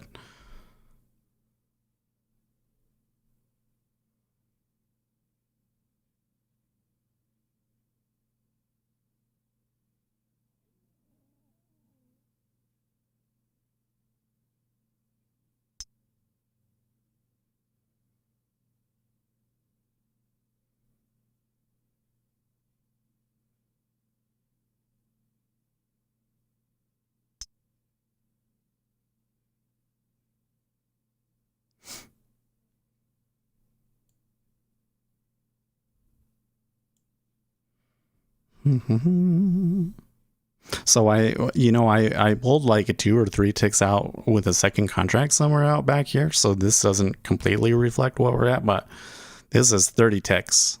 So 2 more and then we'll be at 32 ticks, which is equal to the largest treasury winner I've ever had. Do you think that it could go to 64? Well, we'd have to be coming way down into this area, right? 134.08. That's a big ask. Next key area that I see, beyond it here, 23.5 is actually an important spot too. And then there's like a pivot at 21.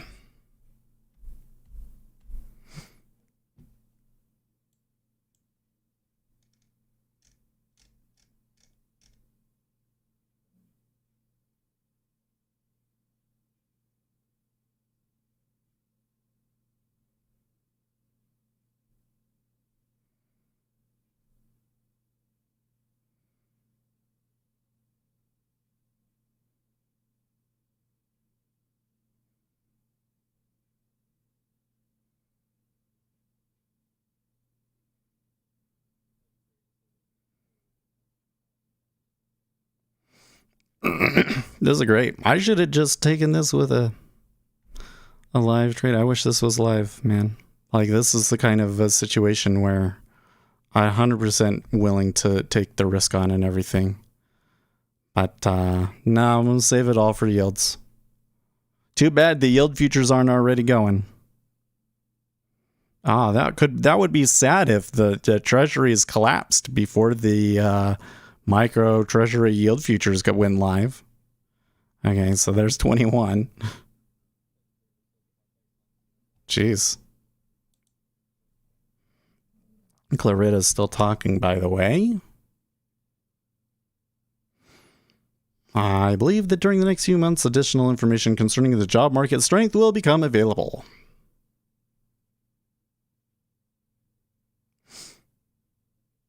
We still got 30 minutes.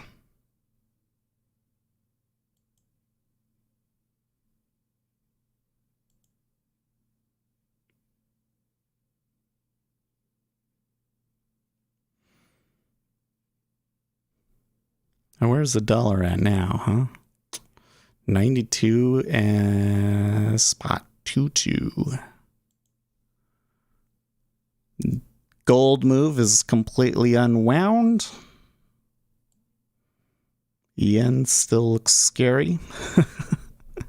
The yen looks really scary. I feel really bad for anybody with their money in Japan trying to get it out. Okay.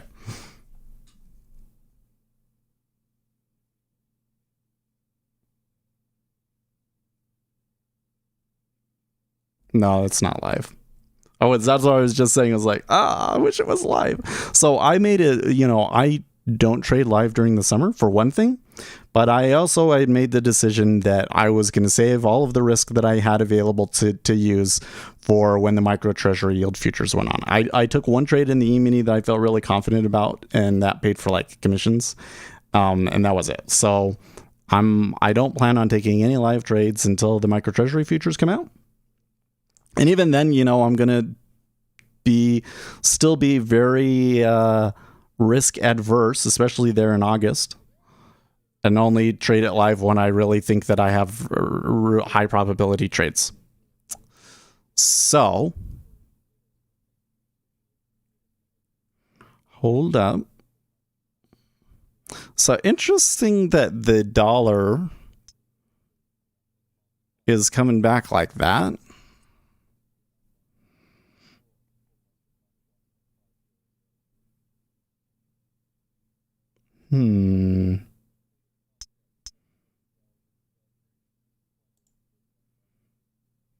Okay, I took it off actually.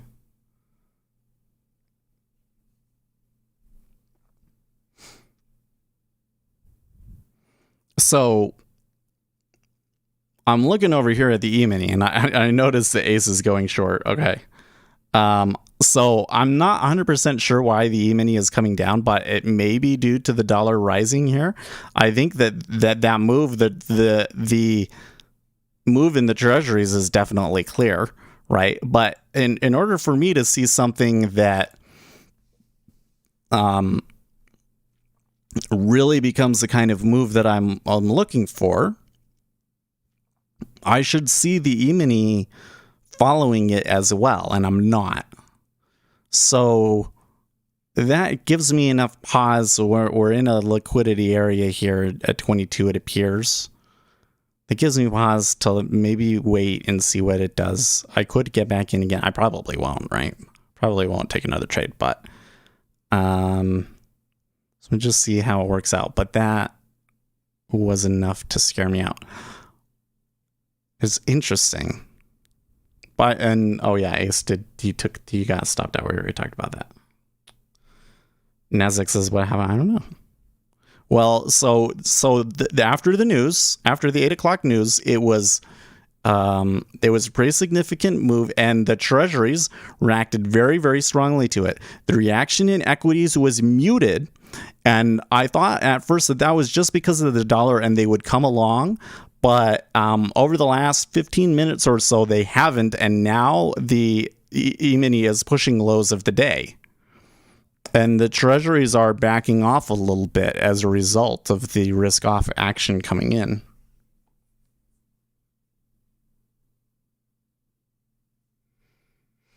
Is this happening because a lot of the equity valuation was based on the low rates, and that number kind of makes them think that the rates, this whole drop in rates is not going to last very long?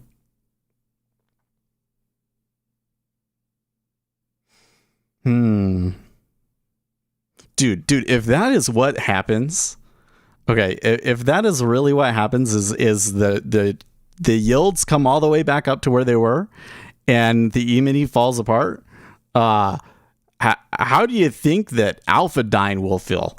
Holy crap, to get stopped out, $1.5 billion loss, and then the very next day the move that you were betting on happens. Oh my gosh.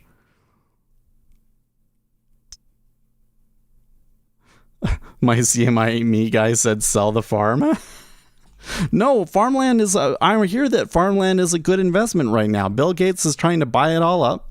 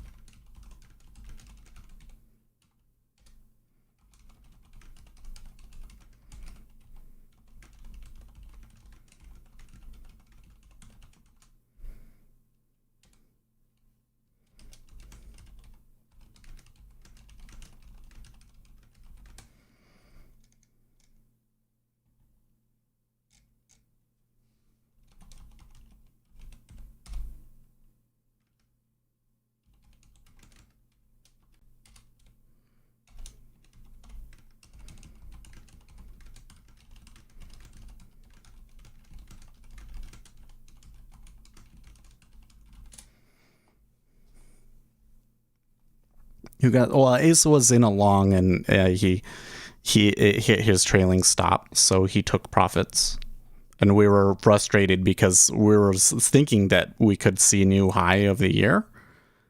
Obviously, that's not happening, but we were thinking that could see a new high of the year. So we're like, oh man, it's probably going to keep going, and I'm just going to miss it.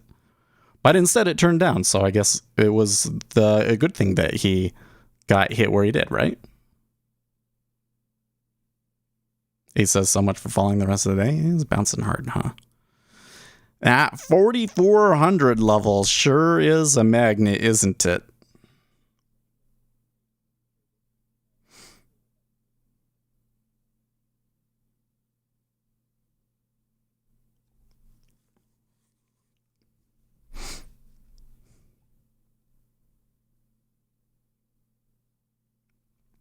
Well, you know what this does? This makes that non-farms report on Friday even a bigger deal, doesn't it? And not only does it make it a bigger deal, but it makes how the S&P 500 reacts to that report a lot less uncertain, a lot more uncertain for me. Like, so jobs number comes out. What is the estimate that they have? Let's go look.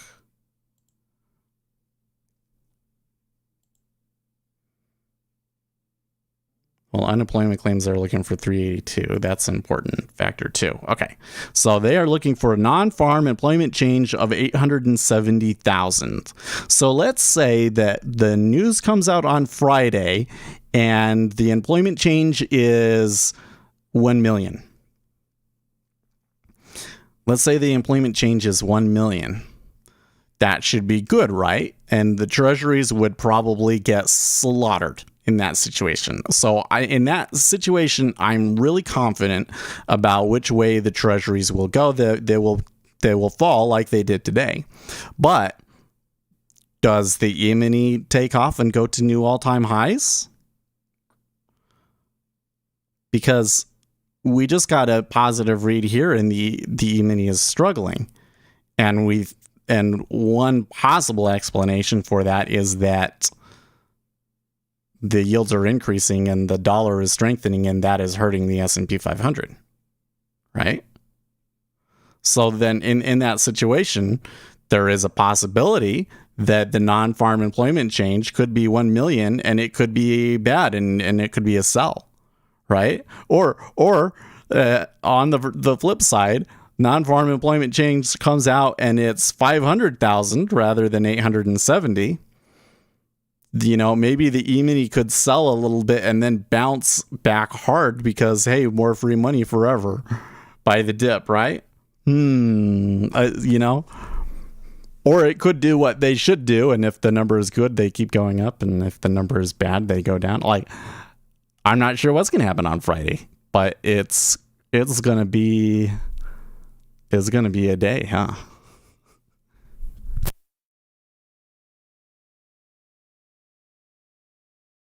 Claretta says, I could definitely see the Fed announcing tapering later this year.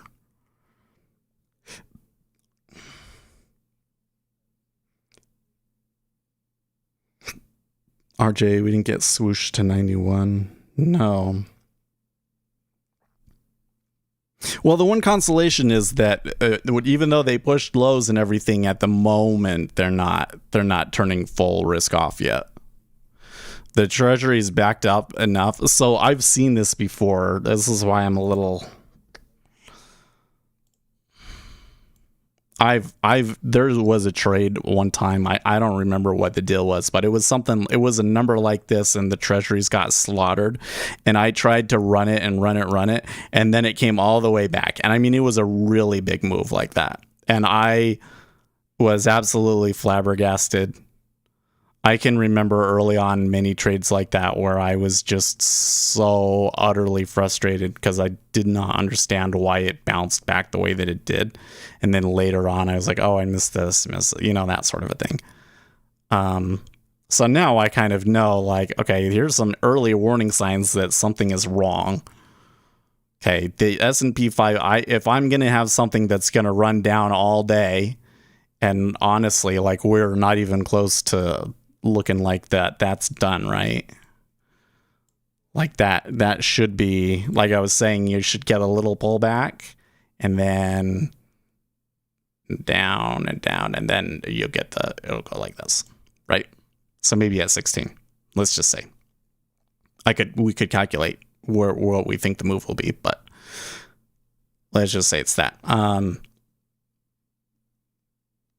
In order to get that, okay, but then over here, the S&P 500 is hitting lows of the day. That doesn't make much sense.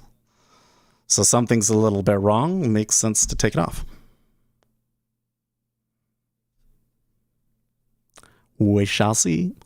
As it is right now, it's a little bit higher. So I would say that is I made the right choice. Especially if I come in and like I see a sell and I go short, and it, if it did continue and I went short again and I got even more out of it, then it's definitely a good trade. But Clarita can certainly see the Fed announcing a taper later this year would support announcing a taper this year. Tapering and raising rates are completely separate decisions.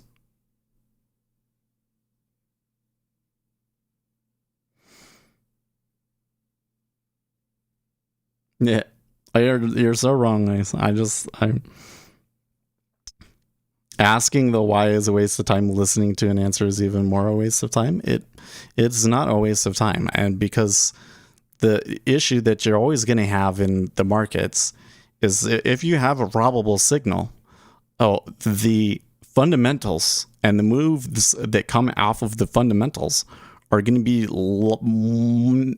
orders of magnitude larger than anything that you're picking up from the technicals.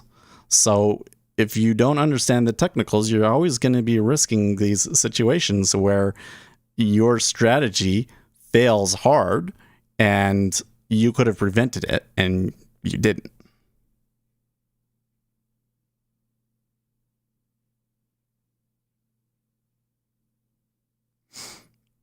Neither you nor anyone else knows the reason the market. Well, because every time that we have that discussion, it's like, well, it could be this. Okay, but right now, okay, the Treasury, the Treasury market dropped. Interest rates rose because of the non-manufacturing PMI that just got released at 10 o'clock Eastern time. There is zero doubt in my mind about that. Zero doubt in my mind.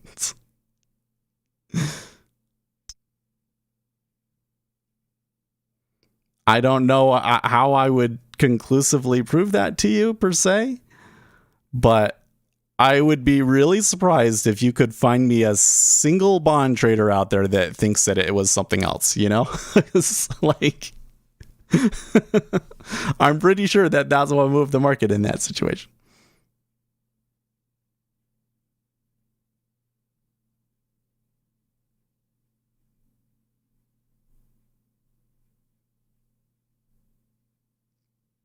HF says maybe we don't, but there are people who know.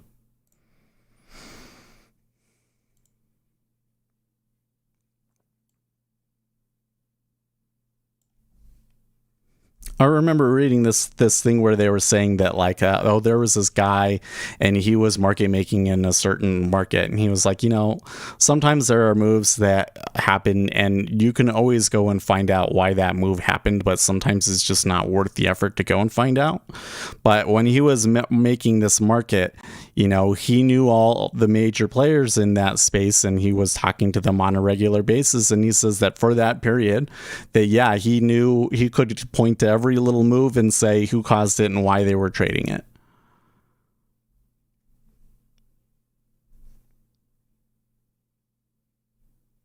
It just goes back to that larger model. It's like there's all of these inputs. The people that are really moving money, they're not generally not making a trade because of a moving average or anything of that nature, right?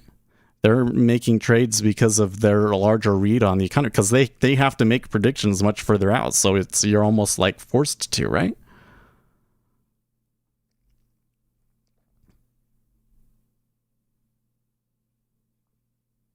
No, that was Bob. He needed, but no, but that doesn't work. Well, yeah. Well, I was just reading. It was saying that. I was like, no, Uzi understands that. He's just joking around. The one who knows doesn't say. Yeah. Well, there are definitely situations where something happens in the market, and it seems to me like all the professionals probably know what's going on, but we're clueless, and ain't nobody gonna tell us. Yeah, I thought you were making the, you know, large traders can move the markets to create profits for themselves fallacy. I was about to go into why the inverse square law prevents that from happening. Or on average makes that a losing proposition.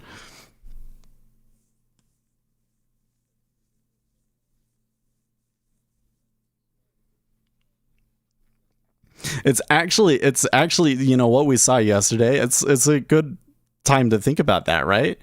Is like, okay, so here you go short the treasuries. So here you go short the treasuries, and then the market moves up on its own, right? Because other reasons not related to you.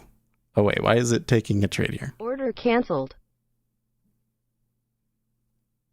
Hold up.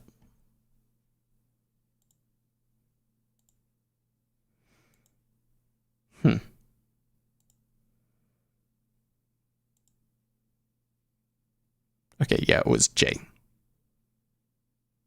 Oh, you know what though? I gotta turn that off. I'm gonna turn that off because J is probably, yeah. Okay.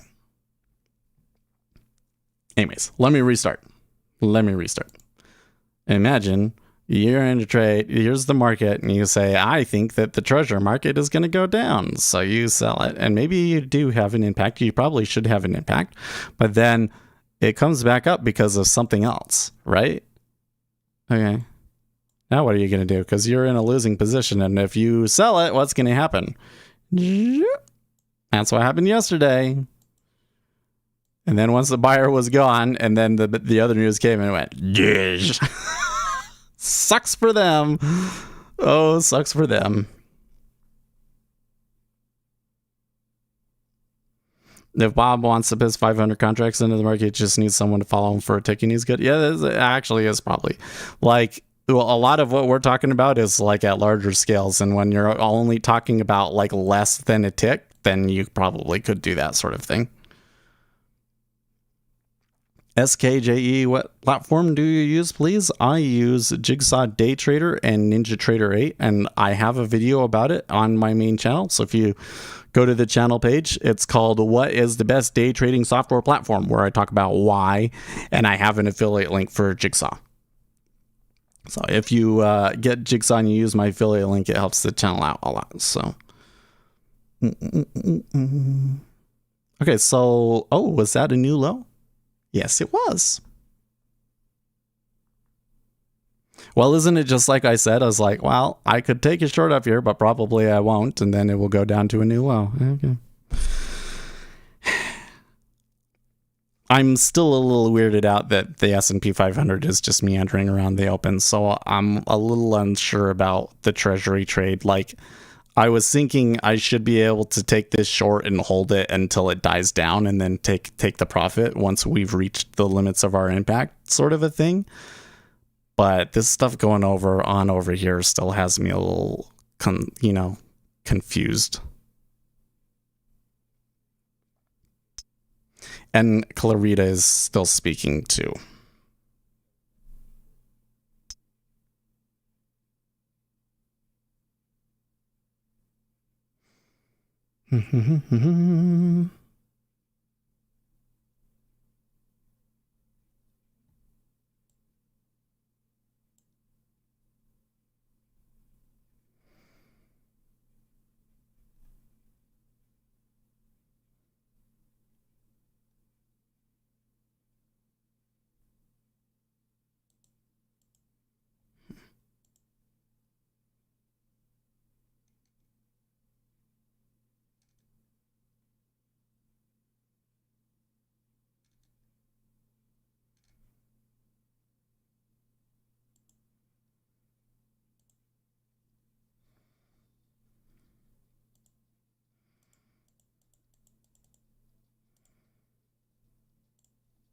Oops. Oh my gosh. Did you hear that? I clicked a video somewhere and it got like really loud. I was like, ah. I just saw somebody retweet it on Twitter, and it was an individual that used to come into our channel, and I was always really suspicious of, and eventually we got rid of, and I was like, oh, yep, you were trying to just use us to promote your own thing later on down the line. Gotcha.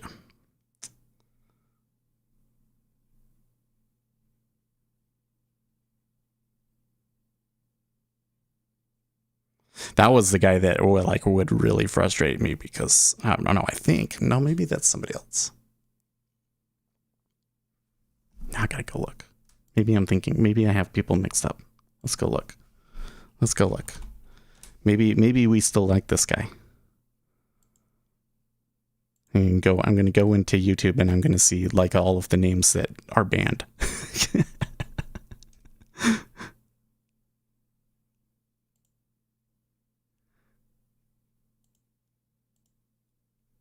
Okay.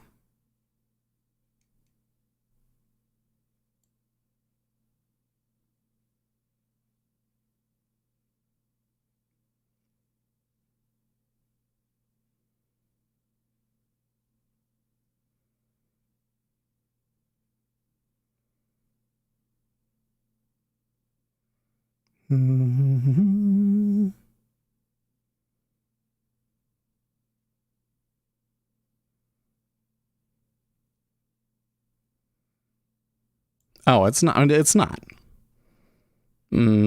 Oh, wait. Show for 54. Man, there are actually a lot more names on this list than I thought. A lot of these are like the same people, though. Yeah, I think half of these are Salim.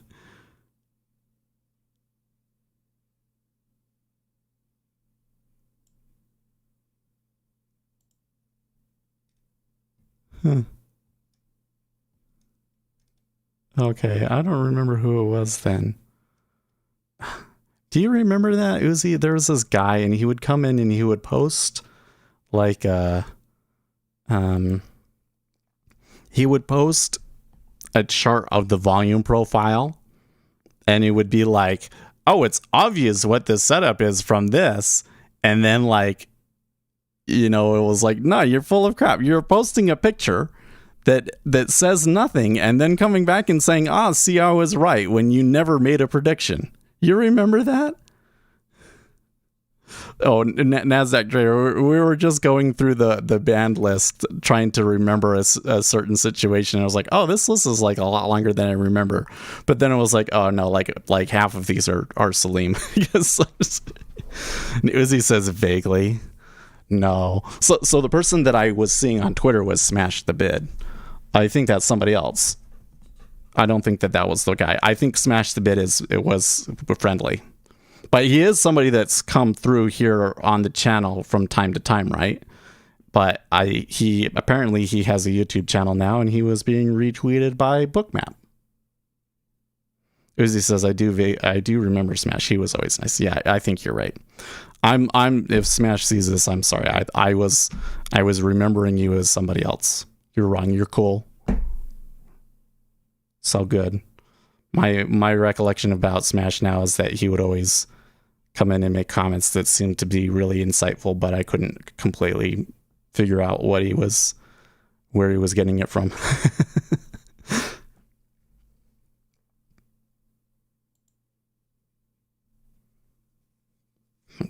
I wish I could remember the name of the guy that bothered me now. Because that was one of the ones that like really made me mad. Just because I felt like he was trying to deceive people. He has 12,000 Twitter followers? Oh, I don't know. Really? Is that how many he has? I was only seeing it because he was retweeted by Bookmap.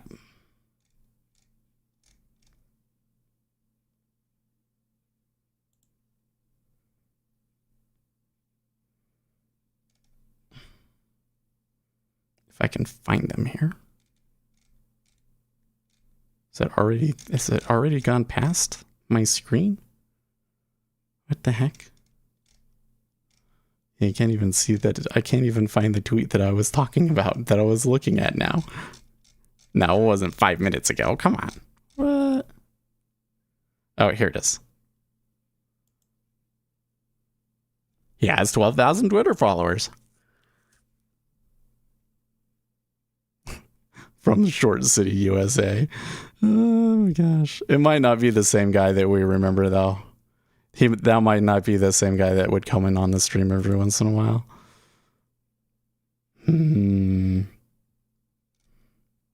Let's see here. I know, he's got a website. It looks awfully market. I'll show you. It looks awfully markety. Let's do our due diligence. Join us. So that's the first thing. Okay, so right away I'm thinking this is probably bullshit. If you want me to spend $750 for a lifetime membership, that's probably bullshit. Just saying.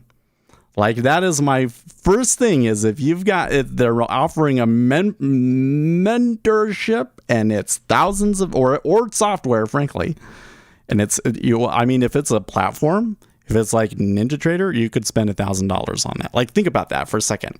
The most feature-rich software platforms out there are $1,000. And then somebody wants to sell you something that, on top of that, like mentoring or indicators, that's more than the software platform itself. Probably bullshit, right? $375 a month. I just can't imagine. And he's basically selling his whole system. I don't know if it's the same guy or not, but I wouldn't pay that. I wouldn't pay that. That alone makes me go, okay, it's probably BS. Probably BS. So like, here's the thing. Oh, I gotta get going, but okay, people will say, yeah, if you trade a system and you make money from that system, then of course it's worth, it could be worth as much as however much money you make from the system, right? But the reality is that no system is so great that you're guaranteed to make money. And you have to discount that into the price. So like something that's worth $350 a month? No. Okay, there are news squawks out there that are $100 a month. So how can you really justify that the information that they're giving you is better than breaking news? Right? I don't think that they can. So that's where I say, like, it's okay to sell services and things, but a lot of the time these are not priced correctly. Like Futures Trader 71's website, that's priced correctly. That is worth $50 a month or whatever it is that he's charging. Would be worth $100 a month, right? But if he was out there, he's never going to come out and say $500 a month, right? The guy that's doing that is a guy that he's putting that price on there because he knows somebody will pay for it, and not because that's what it's actually worth, right? Because they're not getting that many people. I digress. Well, how should we title this?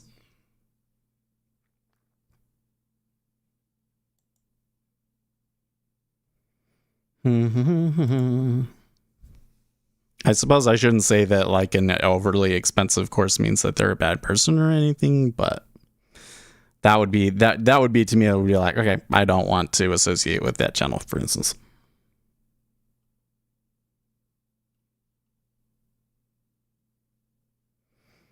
Yeah, I could justify paying a seasoned trader with a track record to teach me market. Well, but that's the other thing, is that it seems to me like the guys that are really seasoned traders, if you become friends with them, they're willing to share lots of information with you. Like if you send Futures Trader 71 an email and ask him a question, he'll respond. If you send the No BS Day Trading Gary John Grady an email, he responds to every one of those emails, man. And you can get really good information from him. Okay.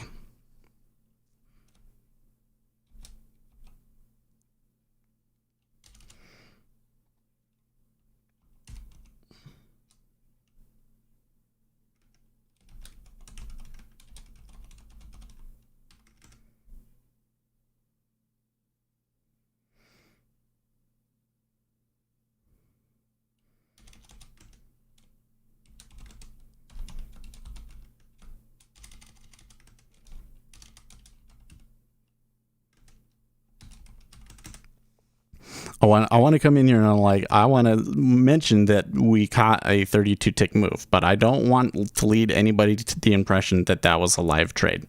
So I'm going to say PMI crashes Treasuries for a 32 tick move is what I'm going to say. That would imply that I didn't actually trade it, right?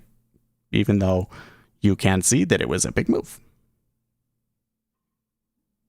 Teaching market understanding is more valuable than the pro trader system snake. Well, yep. Okay, guys. I will see you guys tomorrow. In the meantime, stay profitable, friends.